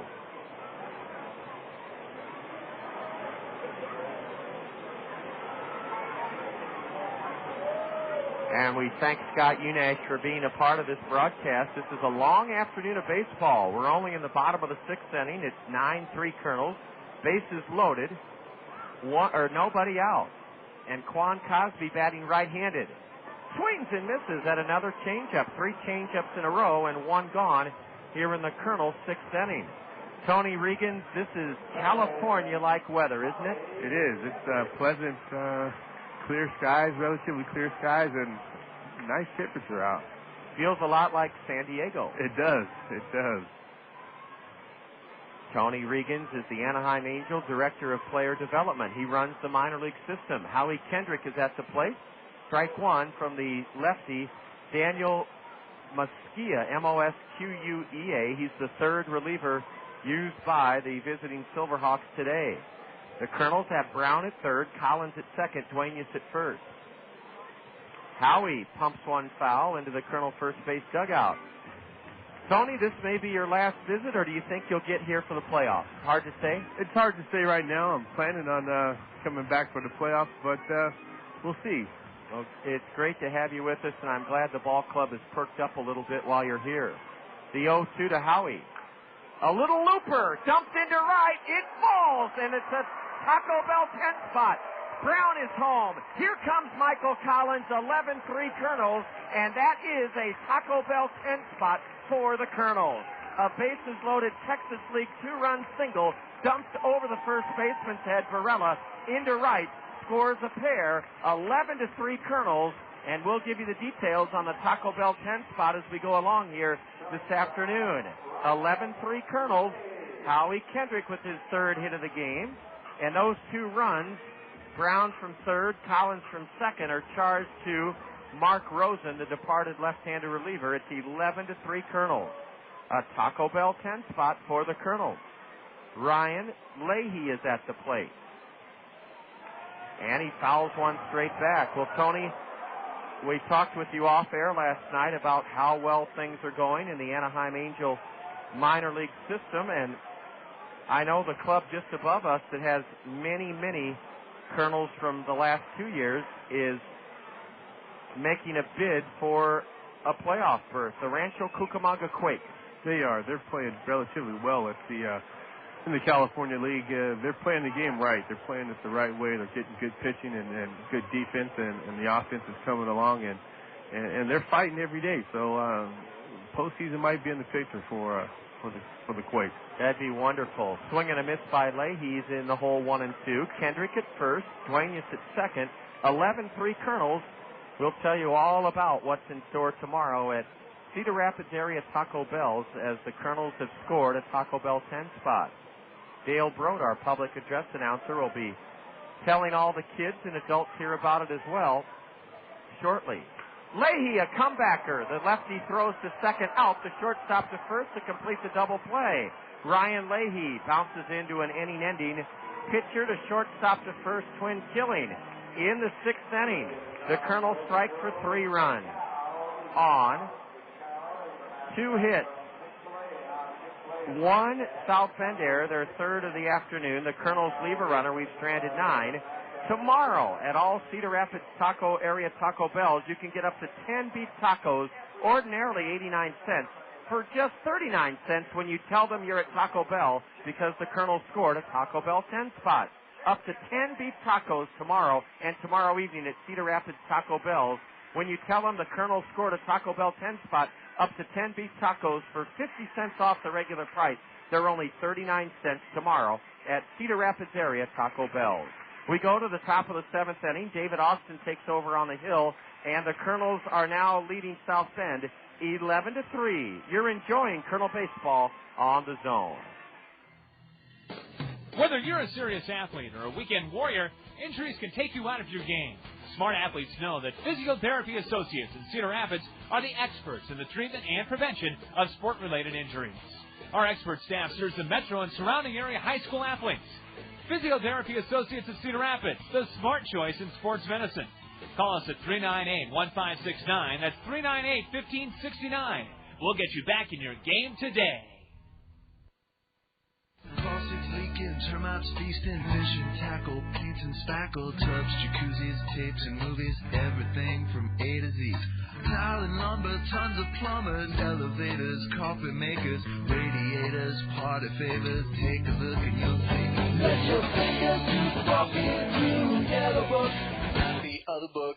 When it comes to making their buying decisions, people today let their fingers do the walking through Yellow Book Yellow Pages. It's no wonder. Yellow Book's packed with money-saving coupons, restaurant menus, and vital community info. And with more ads than ever before, it has everything you need right at your fingertips. It's easy to spot.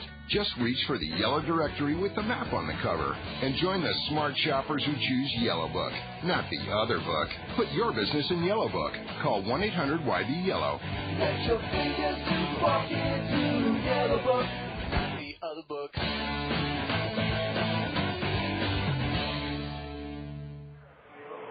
Right-hander David Austin is taken over on the hill for Abel Marino. 11-3 Kernels, a Taco Bell 10 spot for the Kernels. Abel went 6 innings, yielded 3 runs, just 2 earned on 5 hits.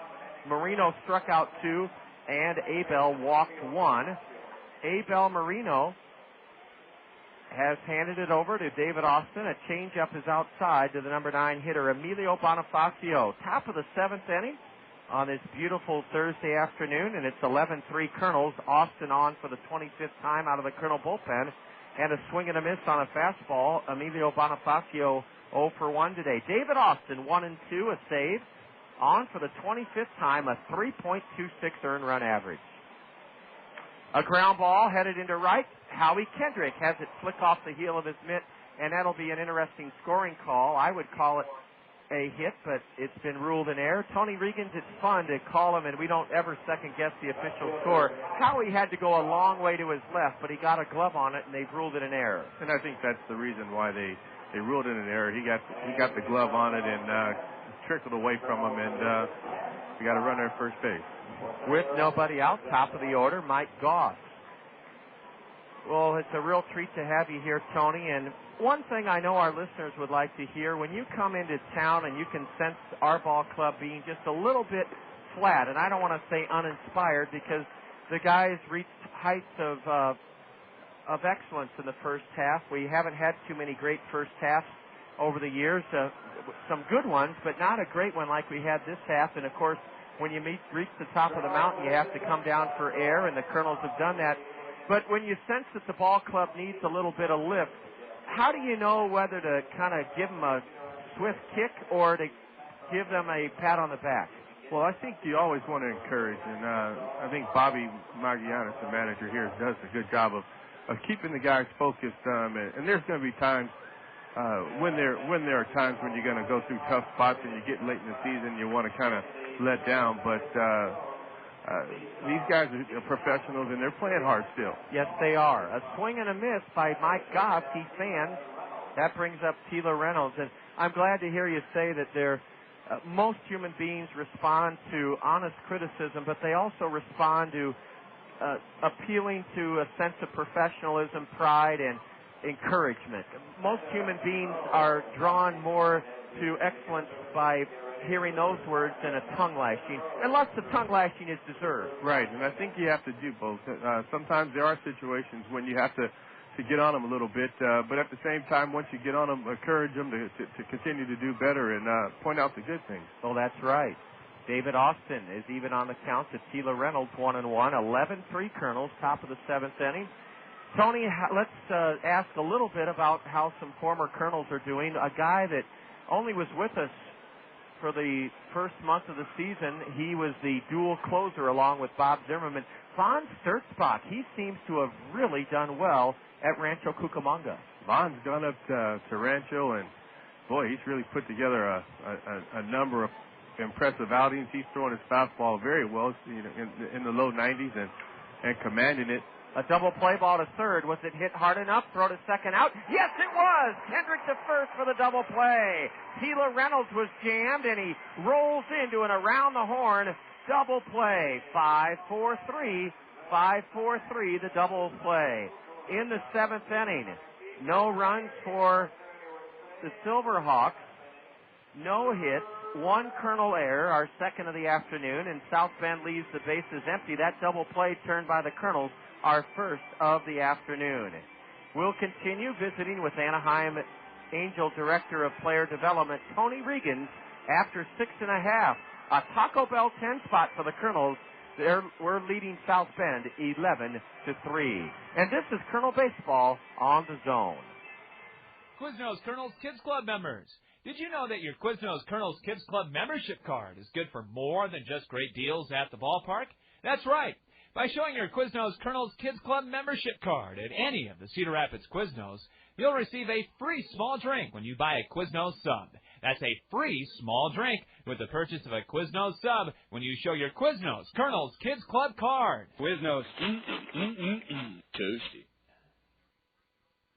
Been looking to buy a used car, truck, or van? If so, head to Select Auto now. All vehicles are priced to sell with bottom line pricing. Monthly bills getting you down? Can't afford the car of your dreams? No problem. Select Auto offers payment plans to fit around your budget. Select Auto also offers great warranties on all cars, not to mention their experienced and friendly staff in their full-service service department. Hate being chased around the lot by those annoying salespeople? At Select Auto, you won't be bothered by any salespeople. You deal directly with the owners. Got bad credit? Not a problem. They offer financing for any credit, good or bad. Still not sold? Purchase any used car over $5,000 and get $200 in free gas at any Handy Mart. Hurry in. This deal only lasts through the month of July. What are you waiting for? Visit either of Select Auto's 2 convenient locations. On 1st Avenue, downtown Cedar Rapids, or on 7th Avenue in Marion. Select Auto, a great way to buy a pre-owned car. Baltazar Lopez, Warner Madrigal, Blake Balcom on this beautiful Thursday afternoon to face lefty Daniel Maskia. 1-0 as a changeup was downstairs to Baltazar.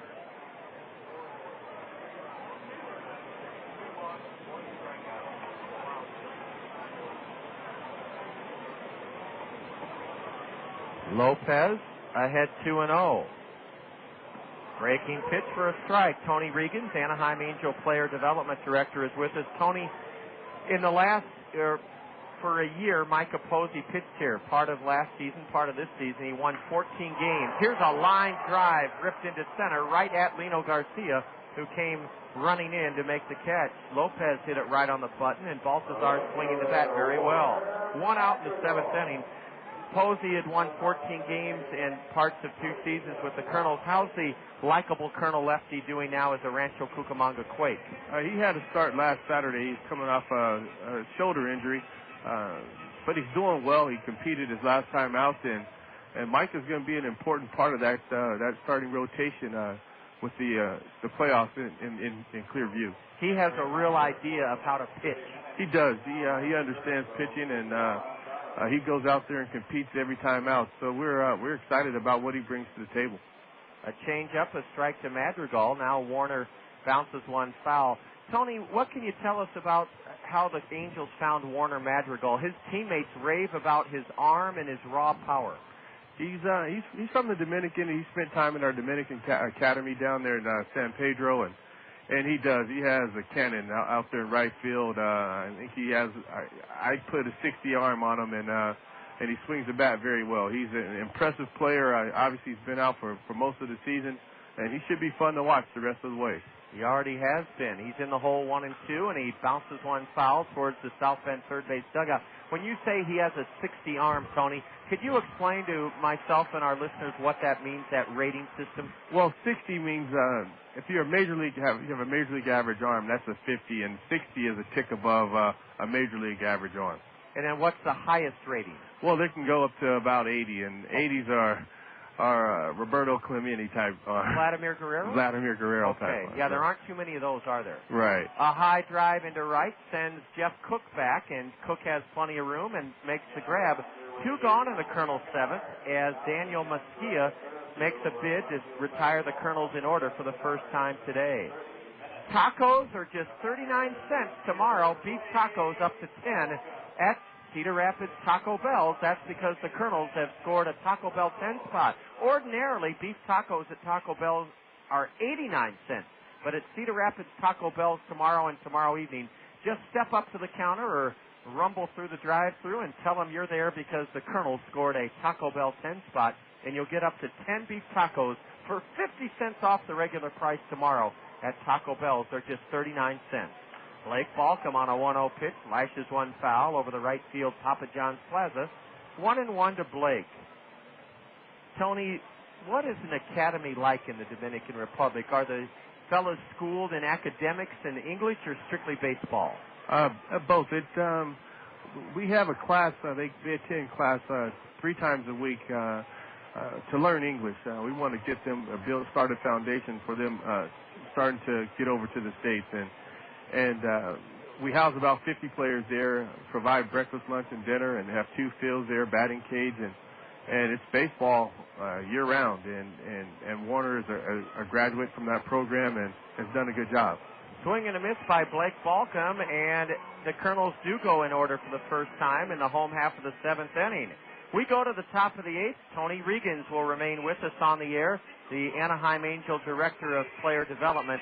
In essence, Tony is the guy who runs the minor league system for the 2002 World Champion Angels, our parent club. Back for the 8th inning in a moment. This is after 7. It's Kernels 11 and South Bend 3. You're listening to Kernel Baseball on the Zone.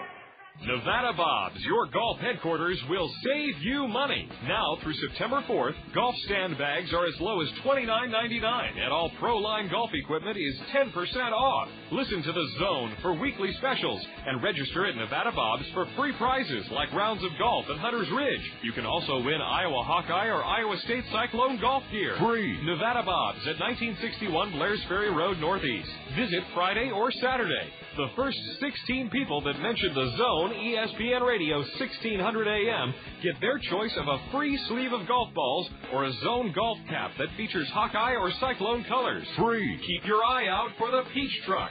When it's parked in front of the store, proceeds from the sale of delicious Colorado peaches will benefit Youth for Christ. Nevada Bob's at 1961 Blair's Ferry Road Northeast is your golf headquarters.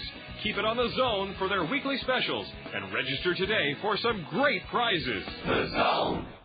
When it comes to insurance and financial services, think smart.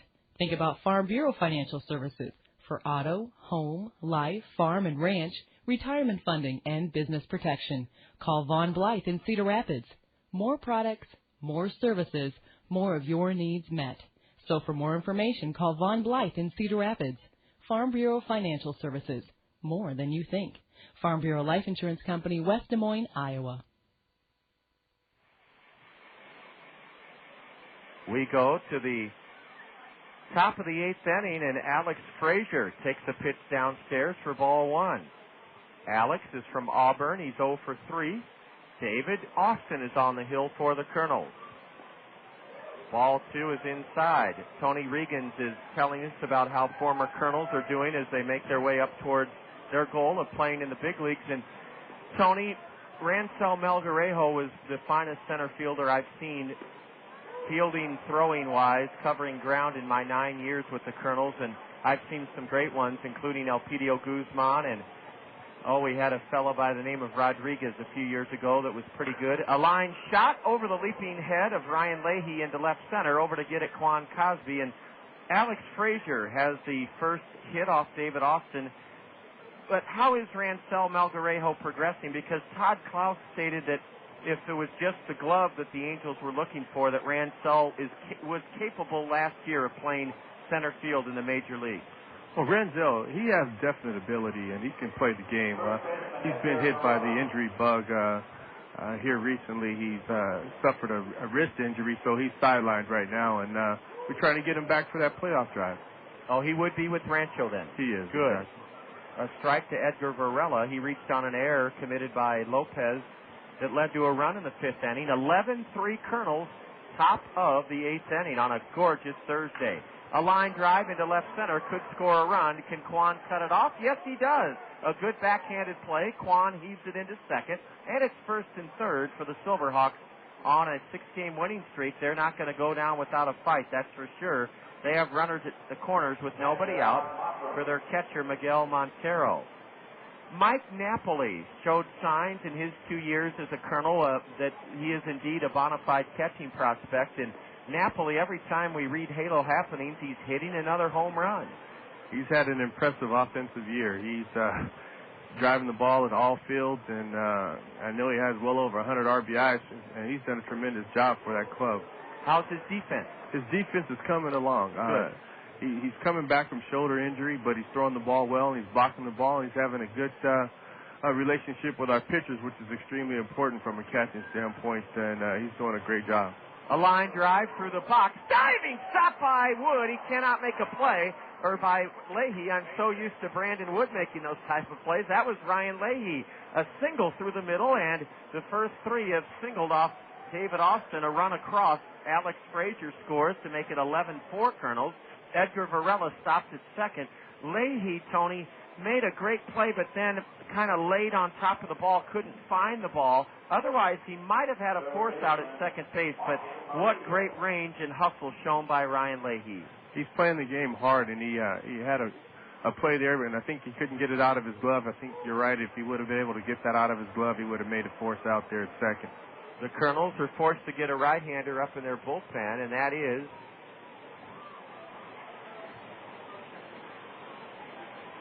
I believe Wayne Hedden. A high pop foul out to the right, and let's see if that is Wayne Hedden warming up in the Colonel bullpen. That's who it looks like.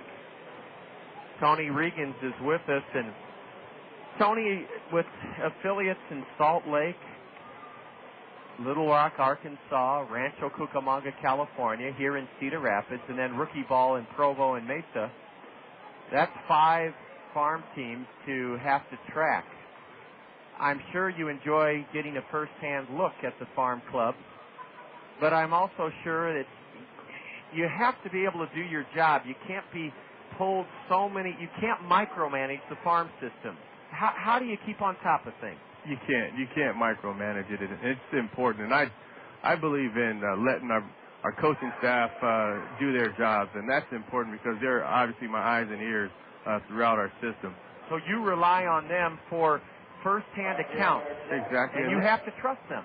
I do, and they're accountable, and I'm accountable. Yep. And I think that's the part of management that I try to take into consideration as I move forward. let your employees do their job, and you let the chips fall where they may after that. You better hire good people, and the Angels have done exactly that. A swing and now a line drive with one out. Murillo struck out. Jeff Cook rips one into center, and the Colonel lead has been cut to 6, 11-5. Jeff Cook, after Augie Murillo fanned, almost undressed David Austin as he ripped one through the middle, scoring Edgar Varela, the second run off David Austin here in the 8th inning. Jeff Cook with his second hit, and the Colonel lead, which once stood at a comfortable 8 runs, 11-3, is now 11-5. Eric Bennett is coming out to the hill to try to help out David Austin with, we believe, Wayne Hedden warming up in that right field bullpen for the Colonels. It's 11-5, and the Silverhawks, in the midst of a 6-game winning streak, have runners at first and second with one out. Tony, I know our staff is constantly on the internet submitting reports.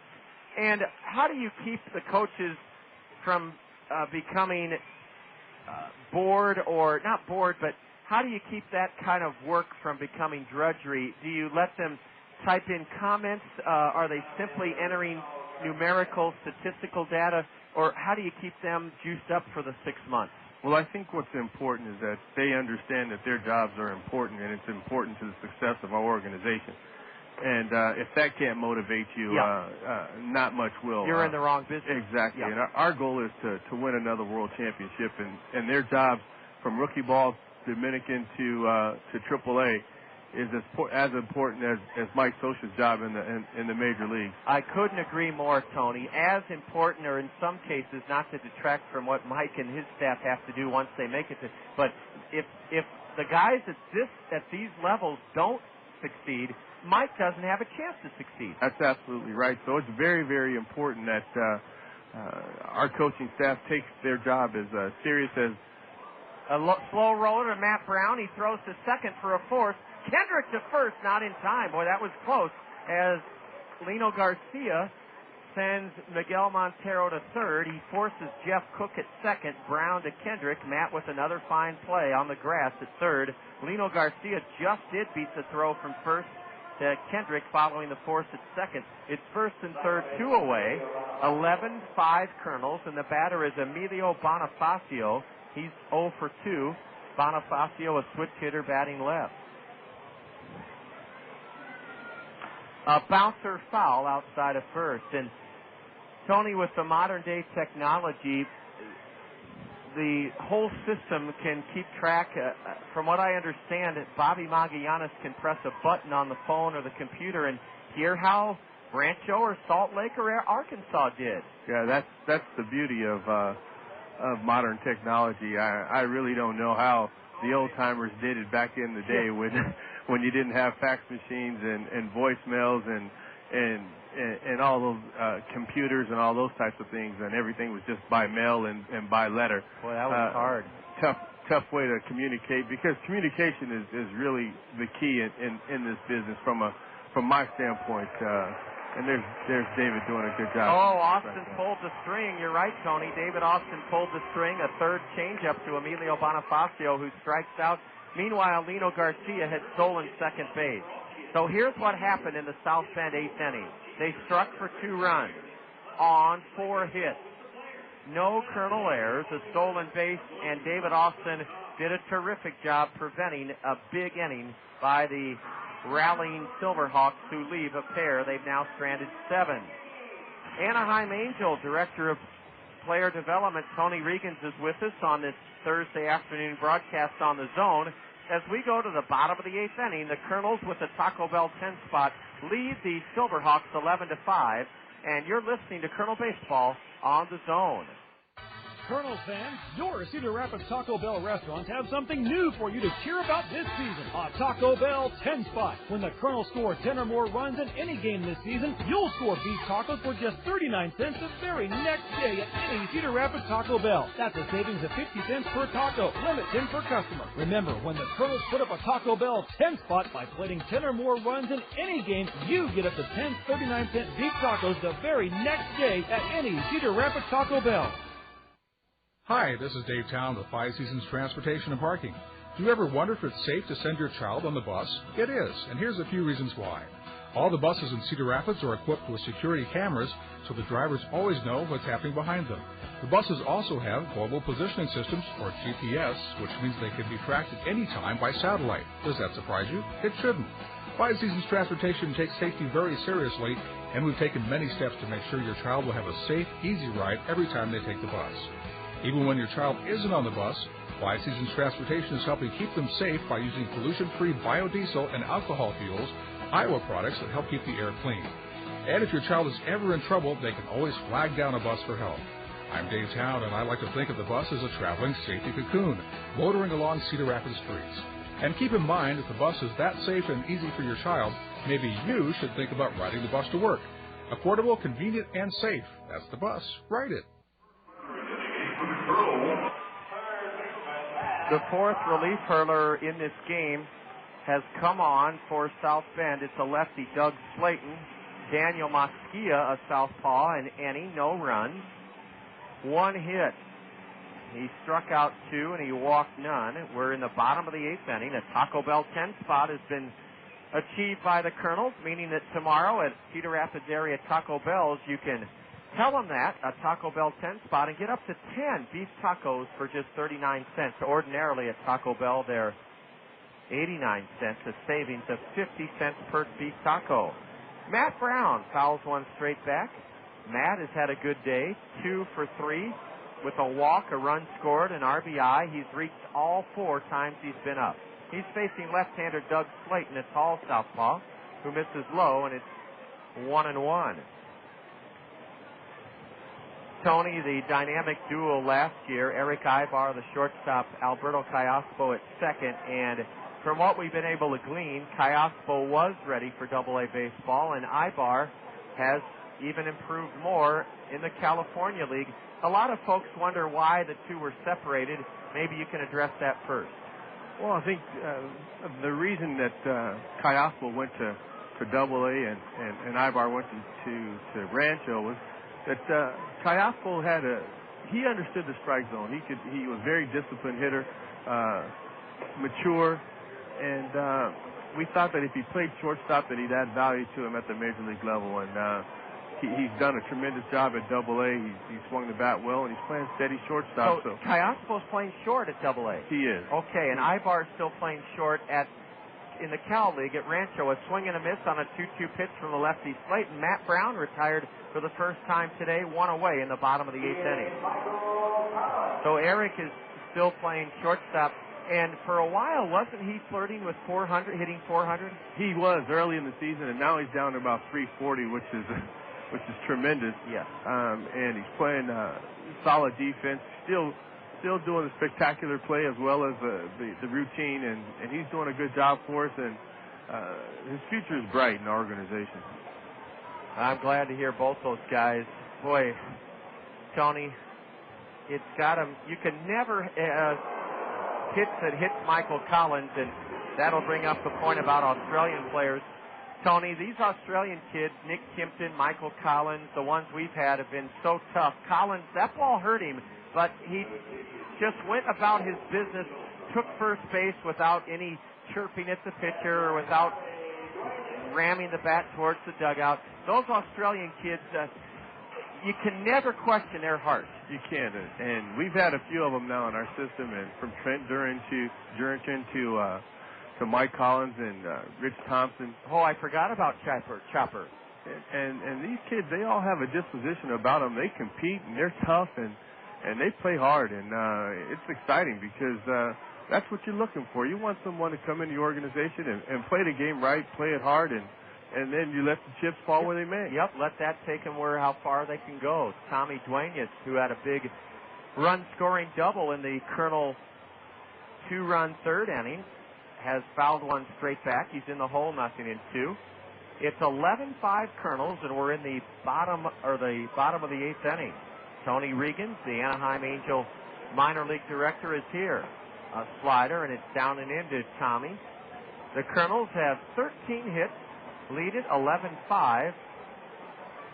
And a right-hander, I think, is Wayne Hedden. I just can't make out his number. Let me get the binoculars.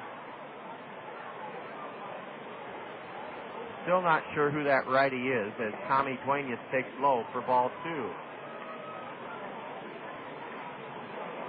That right-hander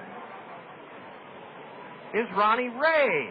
Ronnie started and pitched 6 shutout innings the other day on Sunday in his Kernel debut. That's Ronnie Ray.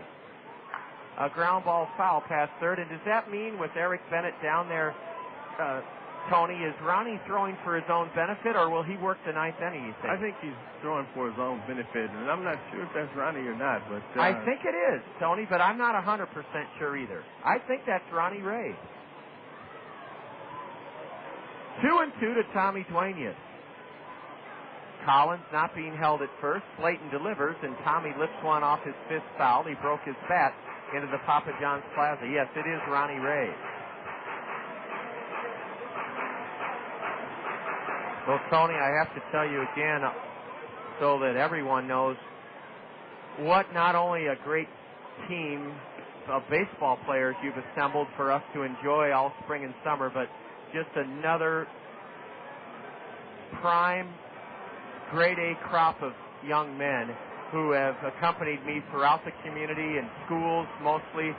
And boy, to see them go so willingly and to want to be a positive role model and to sign autographs and give high fives and encourage the children to read and tell them that they too can fulfill their dreams.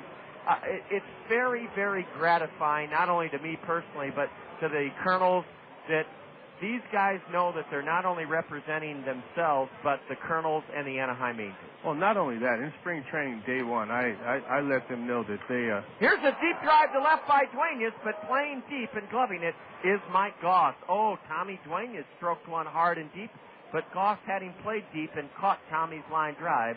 2 gone, runner at first. Bottom of the 8th inning, 11-5 Kernels. I let them know that they're not only playing for themselves, but they're playing for their families. They're playing for the Angels organization, and they represent the Kernels. And you have to be professional at all times and do what's asked for you. And it's important for us as an organization to go out in the community and reach out to the kids and the fans out there and do a good job for the Kernels as well as the Angels. I'll tell you, Tony, they have been exceptional kids again this year, and it's just so pleasant to have that willing attitude, that, John, I'll be glad to. Sure, John. And not just me. They help all the front office staff. But when I work with them one-on-one, I've been so impressed about their attitudes, their upbeat nature. And, you know, some people think these guys stay in bed till noon. They do not. We have them up in the schools. Sometimes I have to have them here as early as 7 o'clock in the morning after getting home from a night game at 11 or midnight. And then they have to be at the ballpark by 1 that afternoon. Swing and a miss by Quan Cosby, and Quan fans to end the Kernel 8th inning. In the 8th inning, no runs for the Kernels off lefty Doug Slayton, no hits, no South Bend errors, a hit batter, 1 left. The Kernels have stranded 10. We go to the top of the 9th inning. The Kernels looking to win for the second time on this 7-game homestand and lift our homestand record to 2-4. A Taco Bell 10 spot. It's the Kernels 11 and South Bend 5. You're tuned to Kernel Baseball on the Zone. Solid Waste and Recycling Services remind you how to prepare your garbage for curbside collection. Oh, tell me more. Make sure you use a 35-gallon garbage can or a large plastic bag. The weight limit is 40 pounds. If you have more garbage than fits in your can or bag, or weighs more than 40 pounds, buy a sticker. How much are they? A $1.25 sticker is required for each additional garbage can or bag you set out. Where can I buy one? You can buy garbage stickers at any grocery, convenience, or drugstore. With a blazing fastball, Iowa's Hall of Fame pitcher Bob Feller earns the name Rapid Robert for his miraculous feats no matter what you called him. The same goes for Banks Heating and Air Conditioning, now known as Comfort Solutions by Banks. Comfort Solutions by Banks brings with it the same quality and dependability you've counted on for years. Comfort Solutions by Banks offers free quotes and high-efficiency, environmentally friendly Lennox equipment. Call Comfort Solutions by Banks today at 854-6945. Lennox, making your home a better place with Comfort Solutions by Banks.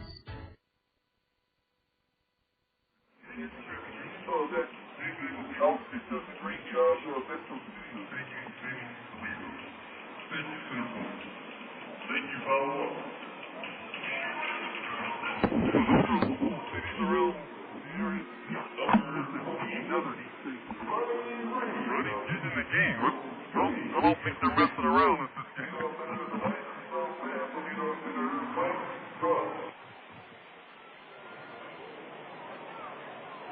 Right-hander Ronnie Ray, who pitched 6 shutout innings in the only Kernel win of this homestand, a 4-0 Kernel win Sunday afternoon, is on in his first relief appearance. Ronnie has delivered a strike and now a let-up outside to the leadoff batter for South Bend, Mike Goss. We are in the top of the ninth. It's 11-5 Kernels, and Ronnie Ray is on the hill. He's from the St. Louis area. Strike 2 called. Goss from Jackson State in Mississippi, Walter Payton School, unhappy with that strike call by Timothy Dobb. In his defense, it looked a little low and outside, but you have to be swinging the bat in a long game. Ray's next pitch is low and away. Just past 3 o'clock here in eastern Iowa. Great to have you with us. This is Kernel Baseball on the Zone, ESPN Radio 1600, KCRG, Cedar Rapids, Iowa. The 2-2. Bounce to second. Charging is the first baseman, Lopez. He'll underhand to Ronnie Ray. A bang-bang play out at first. Tony, I misread that off the bat. I thought it was Kendrick, but it was hit so weakly that Balthazar had to cut over to his right, and Lopez found Ronnie Ray, and it was a close play, but a well-executed one for the first out of the ninth inning. We call that quality PFT. Pitcher's fielding practice. Boy, you told Jack Rader, our general manager, and Jack kept it a secret, except he would whisper in my ear, John, if Ronnie Ray comes here, he can help us. And I said, how do you know that? Tony told me.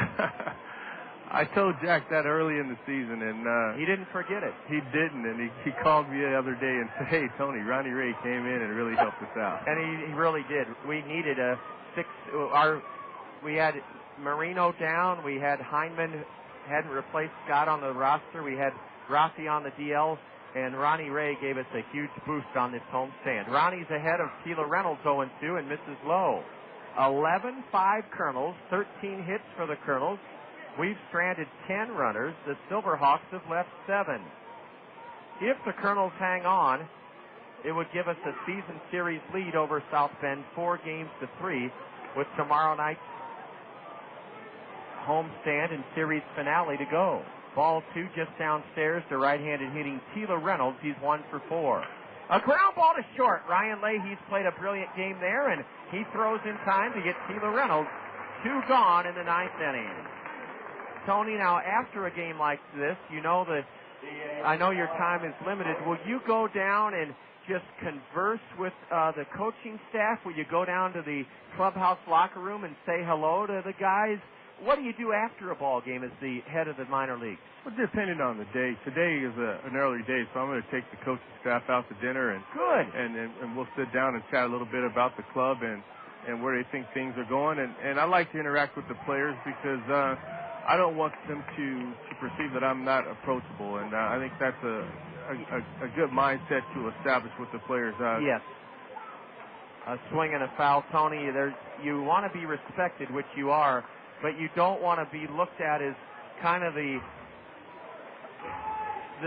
boss is in town, so I better make sure that I'm stiff as a board and I won't be relaxed. You don't want to be like that. That's right. And the 0-2, a swing and a tip foul, or a swing and a miss.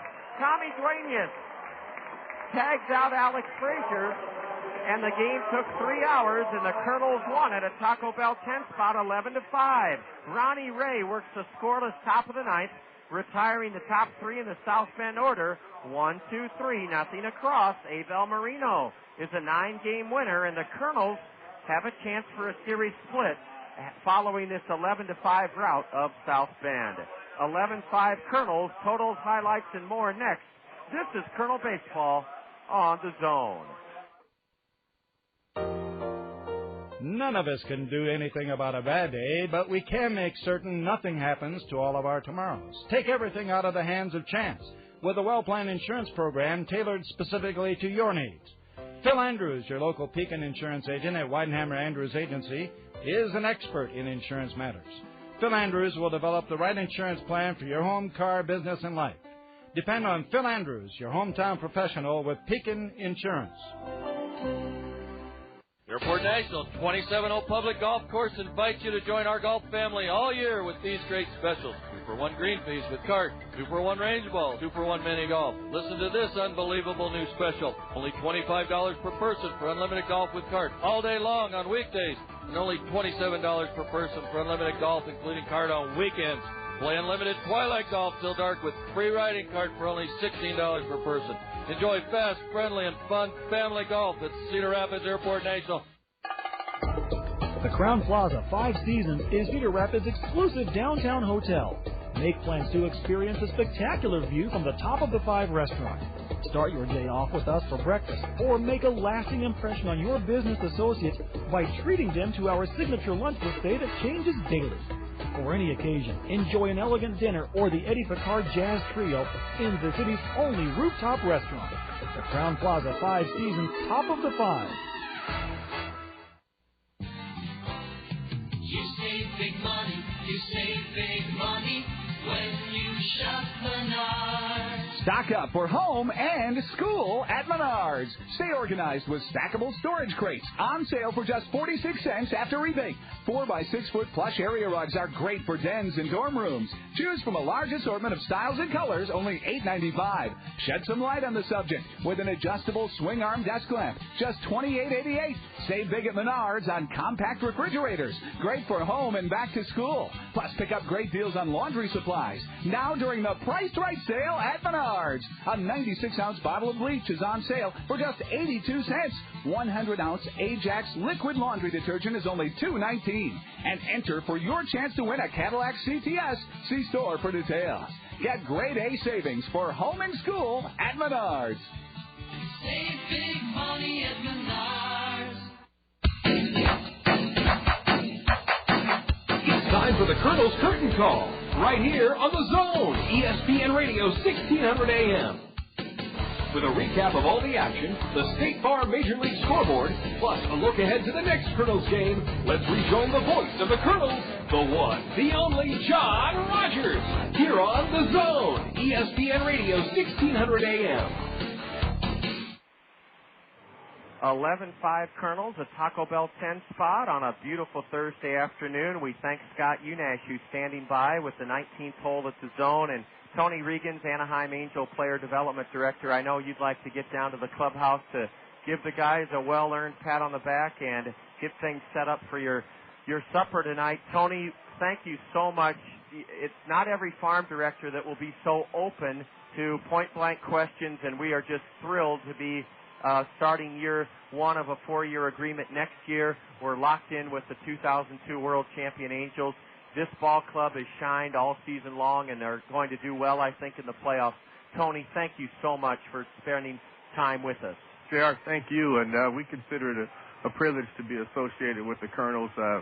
Been around here for a long time now, and pleased to announce that we're going to be back for 4 more years. So it's exciting, and we're glad to be here, and we'll see you in the playoffs.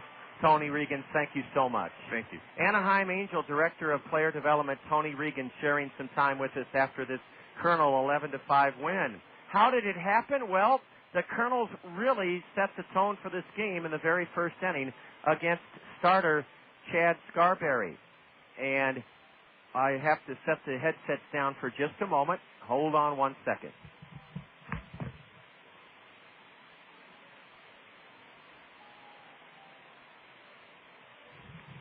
Thank you so much. Had to take care of a security issue so we can get the Kernel Curtain Call to you. Howie Kendrick, who had 3 of the Kernel 13 hits this afternoon, doubled in the first inning. Ryan Leahy laced a single into right, sending Kendrick to third. Lopez walked to load the bases, and Warner Madrigal made it 1-0 when he drew a bases-loaded walk. Blake Balcom, a sacrifice fly for his 47th RBI of the year, scored Leahy with the second run of the inning. Matt Brown made it 3-0 when he singled into center. That plated Lopez, and the Kernels led it 3-0. Abel Marino had some rotten luck in the second inning. A couple of softly hit base hits and a 2-out, 2-run triple by Lino Garcia cut the Kernel lead to 3-2. But in the third inning, the Kernels made it 5-2, and in doing so, they chased the starter, Chad Scarberry. Tommy Duenas, with Balcom and Collins aboard, doubled down the third base line into left. That chased home Blake Balcom and made it a 4-2 game. A sacrifice fly by Howie Kendrick made it 5-2. In the fourth inning, relief pitcher Ryan Coffin, with runners at first and second, and Madrigal bunting, lobbed one on a play at third, trying to force Leahy at third. A 2-run throwing error by Ryan Coffin, and that gave the Kernels a 7-2 or an 8-2 lead. Not only did Leahy and Lopez score, but then Madrigal, the man who laid down the bunt, scored from third on a wild pitch. On that play, Coffin was ejected for arguing with the plate umpire Timothy Dobb, and the Kernels led it after 4 innings, 8-2. South Bend made it 8-3 with a run in the 5th inning off Abel Marino, an unearned run. And then the Kernels struck for 3 in the bottom of the 6th inning. A 2-run single by Howie Kendrick highlighted that inning and gave the Kernels an 11-3 win, 11-3 lead. South Bend scored 2 off reliever David Austin in the 8th inning, and the Kernels wound up winning it 11-5. Now, what does that Kernel 11-run total mean? It translates into a Taco Bell 10 spot, of course. That means tomorrow and tomorrow evening you can order up to 10 beef tacos, ordinarily 89 cents at Cedar Rapids area Taco Bells. You can order up to 10 beef tacos for 50 cents off. Just 39 cents, up to 10 beef tacos at all Cedar Rapids area Taco Bells tomorrow and tomorrow evening when you tell the Taco Bell folks you're there because the Kernels scored a Taco Bell 10 spot. The Kernels, 11 runs, 13 hits, 2 errors. We left 10. South Bend, 5 runs, 9 hits, 3 errors. They stranded 7. Abel Marino pitched 6 strong innings to earn his 9th win against 7 losses. The loser for South Bend, Chad Scarberry, is 9-9. The game took 3 hours even, and 3,056 were here to root the Kernels home to an 11-5 victory. A timeout on the Colonel Curtain Call will return next with our Liberty Bank star plays of the game. This is Colonel Baseball on the Zone. Gas prices giving you the blues? Get into Randy Keel Honda and save with great fuel mileage on all Hondas in stock. Still need the SUV, you say? Well, the competitive CR-V will get 24 miles to the gallon. The safest, best family sedan, the Honda Accord, will definitely save the family pocketbook with 34 miles to the gallon. Save even more on gas mileage with the compact Civic, getting you there in 38 miles to the gallon. Or the amazing fuel mileage of the Honda Civic Hybrid, 48 miles to the gallon. And that is in the city. Randy Keel Honda has a huge selection of pre-owned Hondas, too, all with exceptional fuel mileage. Randy Keel Honda, the home of confidence, has many other pre-owned vehicles priced to move as well. Randy Keel Honda boasts the best prices in Iowa on new and pre-owned vehicles. Start the savings now and get into Randy Keel Honda, 4425 Centerpoint Road Northeast, or on the web at randykeel.com. On this beautiful Thursday afternoon, we're wrapping things up in a joyous manner. The Kernels drubbing South Bend 11-5 to run our 7-game homestand record to 2 wins and 4 losses. Iowa's fastest growing bank, Liberty Bank, is now proud to bring us our Liberty Bank star plays of the game. The Kernels struck for 2 in the 1st inning. We're looking to make it a 3-0 lead with Matt Brown at the plate. This is our first Liberty Bank star play of the afternoon. He's had to come at the guys with the fastball. With runners at the corners, a drive into center, a sinking liner is a base hit to make it 3-0. Matt Brown drives home the 3rd run of the inning. Coming in from 3rd is Baltazar Lopez, 3-0 Kernels. Brownie adds to his team-high RBI total. It's now 77 runs driven in for Matt Brown, and it helped the Kernels to a 3-0 lead in the 1st inning. Our second Liberty Bank star play of the game took place.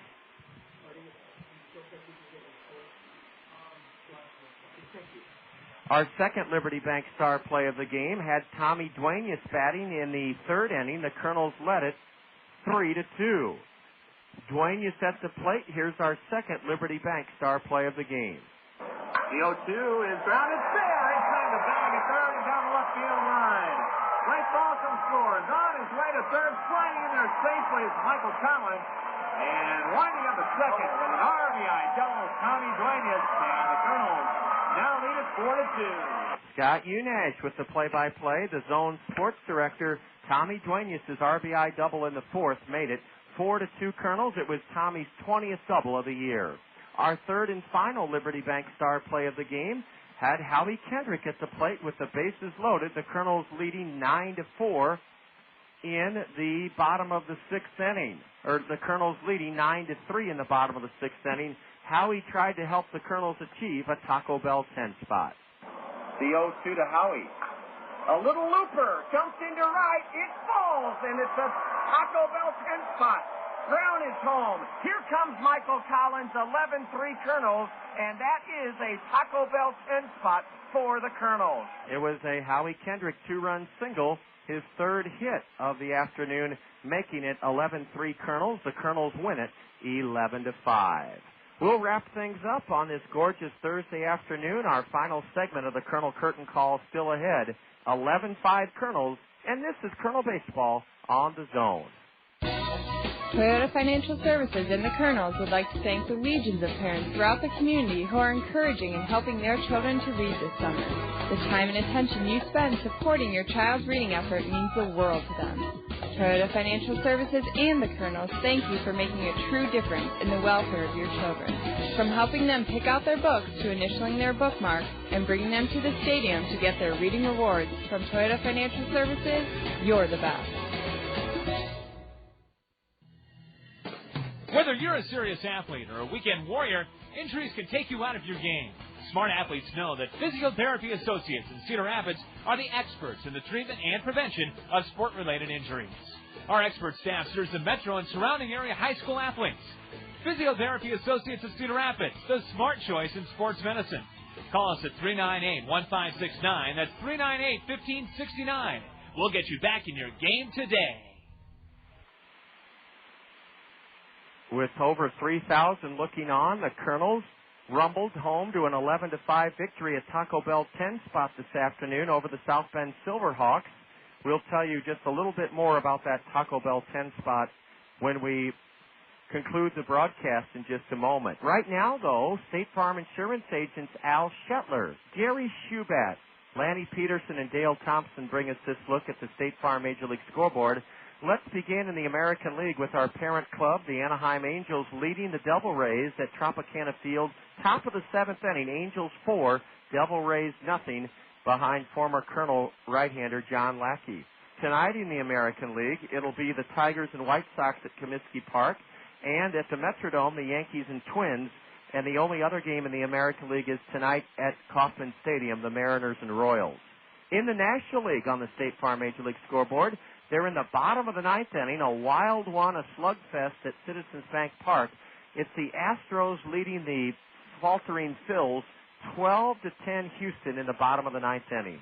In the top of the 7th inning at Miller Park, the Cubs 8, Milwaukee 5.